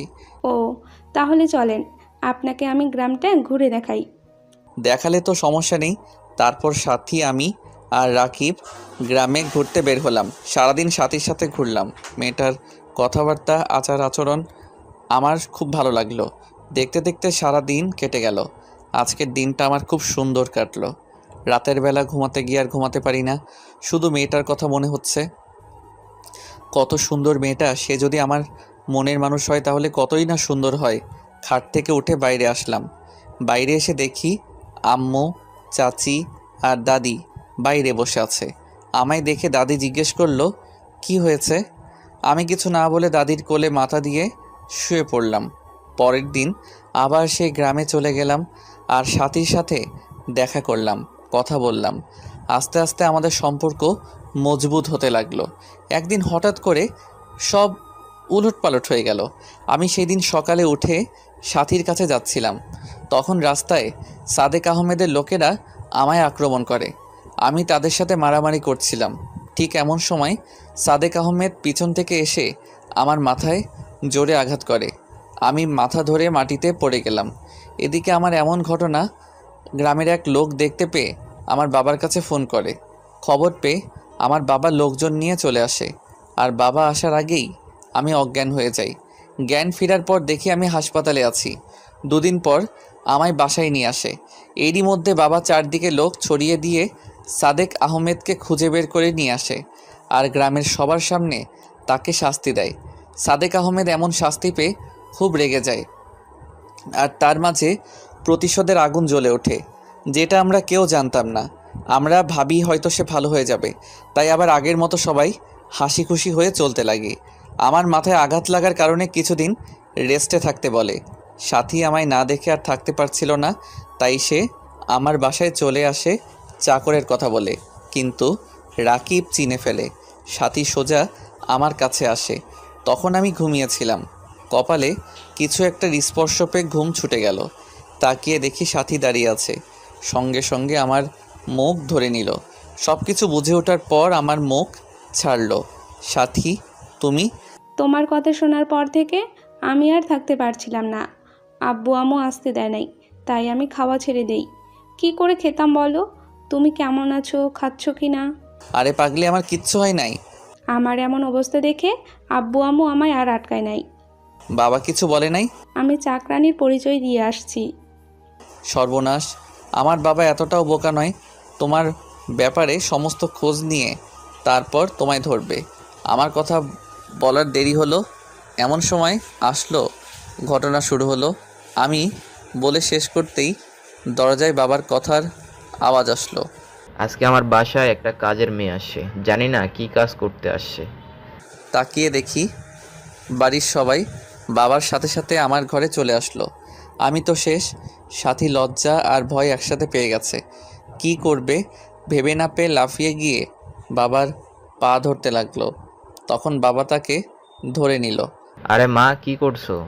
আঙ্কেল, আমার ভুল হয়ে গেছে। আচ্ছা, এটা বলো, এই রুগীটা তোমার কে? না মানে এই রুগীর জন্য তো তুমি 7 সমুদ্র পাড়ি দিছো। আসলে বাবা, তুমি চুপ করো। আঙ্কেল, আমি শাকিলকে খুব ভালোবাসি। এই কথা বলে সাথী কেঁদে দিল। বাবা নিজ হাতে সাথীর চোখের পানি মুছে দিল। আরে মা, কাঁদছো কেন? তুমি তো কোনো পাপ করো নাই। তাছাড়া এই বাদরকে শায়েস্তা করার জন্য তোমার মতো একজনকে খুব আমি খুঁজেছিলাম, কিন্তু তুমি আমার কাজ তো নিজেই করে দিয়েছো। এখন চুপ করে আছো। আরে মা, আমি কথা দিলাম তুমি আমার ছেলের বউ হবা। এই কথা শুনে সবাই খুশি হলো, আর বাবা সাথীকে এখানেই থাকতে বলল, যা আমার জন্য খুব ভালো হলো। এভাবে কয়দিন কেটে গেল, কিন্তু বিপদ আমাদেরকে ছাড়লো না। শহর থেকে বাবার বন্ধু গ্রামে ঘুরতে যায়, আর সে বাবার খুব ভালো বন্ধু ছিল। তার নাম মুন্না ছিল। বাবা তাকে খুব ভালোবাসতো। বাবা আর তার বন্ধু মিলে সবসময় আনন্দে থাকতো। একদিন আমরা সবাই মিলে ঘুরতে বের হলাম, আর সেই সুযোগেই সাদেক আবার হামলা করে। এবার দল ভারী ছিল না। আমি তাদের সাথে মারামারি করছিলাম। তখন পিছনে তাকিয়ে দেখি বাবার বন্ধু চাকু বের করে বাবার পেট দিয়ে চালিয়ে দিল। আমি বাবা বলে জোরে চিৎকার করলাম, কিন্তু ততক্ষণে সাদেকের লোকেরা আমায় ধরে নেয়। এরপর বাবার বন্ধু আমার মায়ের পেটে ছুরি মারে। আস্তে আস্তে আমার চোখের সামনে সবাইকে মেরে ফেলে, এমনকি তারা ছোট্ট রিমাকেও ছাড়ে নাই। বাবা পেটে হাত দিয়ে তাদের সাথে মারপিট করছিল, তখন পিছন থেকে সাদেক আমার পাশ দিয়ে ছুরি চালিয়ে দেয়। আমি আর থামতে না পেরে মাটিতে পড়ে যাই। ওরা যখন আমার বাবা মাকে মারতেছিল, তখন সাথী মাটিতে গড়তে গড়তে এসে আমায় ডাকে, কিন্তু আমার জ্ঞান তখন ফিরে না। নাকে হাত দিয়ে দেখি শ্বাস চলছে, তাই তার ওড়না দিয়ে আমার ক্ষত জায়গায় বেঁধে দিয়ে পাশে নদীতে নৌকায় করে ভাসিয়ে দেয়। সাদেক আর বাবার বন্ধু নিমেষেই আমার পরিবারকে শেষ করে দেয়। রাস্তার উপর সবার লাশ পড়ে থাকে। লোকজন জানাজানি হওয়ার পর সবাই মিলে আমার পরিবারকে মাটি দেয়, আর সেদিন থেকে সেই গ্রামটা কবরস্থান হয়ে যায়। সাদেক রাজ করতে লাগে, যাই তার বিরুদ্ধে কথা বলে তাকেই সে মেরে ফেলে। এদিকে বাবার বন্ধু মুন্না বাবার সমস্ত সম্পত্তির সকল দলিল বের করে, আর সেগুলো শহরে এসে বিক্রি করে। সে বিশাল সম্পত্তির মালিক হয়ে যায়। নিজের নাম বদলে মুন্না থেকে মামুন চৌধুরী রাখে বর্তমান। তার মানে আমার বাবা? হ্যাঁ, তোমার বাবা আমার পরিবারের সাথে বেইমানি করছে, বিশ্বাসঘাতকতা করছে। তাকে বাবা বলতেও আমার ঘৃণা হচ্ছে। তারপর আমি এক জেলের বাড়িতে উঠি। জেলেরা আমায় দেখতে পেয়ে বাসায় নিয়ে আসে, আর ডাক্তার ডেকে আমার চিকিৎসা করে। আস্তে আস্তে ভালো হয়ে উঠি। তখন আমি মনে মনে প্রতিজ্ঞা করি আমি এর প্রতিশোধ নিবই। তারপর সবার প্রথমে আমার টার্গেট হয় সাদেক। তাকে গ্রামের সকলের সামনে তার পাপের শাস্তি দেই। এরপর খবর নিয়ে জানতে পারি মুন্না এখন মামুন চৌধুরী। তাই আমি আমাদের সমস্ত সম্পত্তির আসল দলিল বের করি আর সেগুলো নিয়ে শহরে চলে আসি। আর একে একে সবাইকে খুন করো? হ্যাঁ, কিন্তু তোমার বাবাকে খুন করলে আমার প্রতিশোধ নেওয়া হতো না, তাই তোমায় ব্যবহার করে আমি তোমাদের বাসায় ঢুকি আর নকল দলিল খুঁজে বের করি। তারপর সেগুলো আদালতে হাজির করি কাউকে না জানিয়ে, আর আদালতে আমি জয়ী হই। তাই তোমার বাবার নামে এখন 1 টাকাও নেই, সব কোম্পানি বাড়ি গাড়ি সব পুলিশের হাতে। কিন্তু আমার বাবা? তোমার বাবাকে পুলিশ এখন খুঁজছে আশরাফের খুনের অপরাধে আর জেল থেকে পালানোর অপরাধে ফাঁসির অর্ডার। ও, কিন্তু আমি জানি তোমার বাবা আমায় খুঁজে বের করবে, আর তার আশারই আমি অপেক্ষা করতেছি, কারণ আমি নিজেই তোমার বাবাকে লোকেশন দিয়েছি। কিন্তু কেন? মৃত্যু সবসময় তাকে ডাকে। এদিকে মামুন চৌধুরী আমার লোকেশন পেয়ে লোকজন নিয়ে সেখানে হাজির হলো, কিন্তু ততক্ষণে আমরা সেখানে নেই। মামুন চৌধুরী সেই বাড়িতে যায় আর সব জায়গায় আমাদের খুঁজে, কিন্তু পায় না। পায় শুধু একটা চিঠি। ডিয়ার মুন্না ওরফে মামুন চৌধুরী, মৃত্যু আজ তোকে এই পর্যন্ত টেনে আনছে।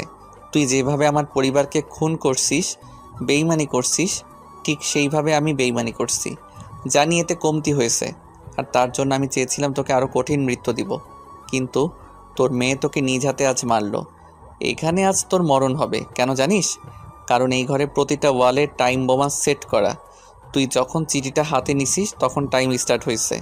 ভাবিস না এটা আমি করছি, এসব তোর নিজের মেয়ে করছে। সে চায় আমরা আর সময় নষ্ট না করে তাড়াতাড়ি সংসার শুরু করি, তাই তোর কাহিনী এখানেই শেষ করলো।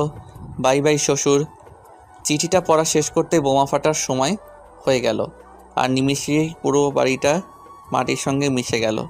এদিকে আমি আর নীলা গ্রামের উদ্দেশ্যে রওনা দিয়েছি, আর কিছুক্ষণের মধ্যে পৌঁছে গেলাম। সেখানে গিয়ে সেইখানে বাড়িতে উঠলাম। বাবা মা হয়ে উঠল সাথীর বাবা। আজ বড্ড সাথীর কথা মনে হচ্ছে, কিন্তু নীলা সাথীর অভাবটা পূরণ করে দিল। 2 গ্রামে আবার শান্তি ফিরে এলো। সাথীর বাবা মা আমাদের বাবা মা হয়ে আমাদের সাথেই থাকে। আমাদের সমস্ত সম্পত্তিতে আবার ফসল চাষ করা শুরু হলো। চারদিকে খুশির বন্যা বয়ে যেতে লাগলো। আজ বাবা মা থাকলে কতই না খুশি হতো। তাতে কি হয়েছে, নতুন বাবা মা তো আছে। প্রথম দিন আমরা আর 2 গ্রামের সমস্ত লোকেরা মিলে অনুষ্ঠান করলাম আর অনেক মজাও করলাম। এরই সাথে আপনাদের কাছ থেকে বিদায় নিলাম। সমাপ্ত।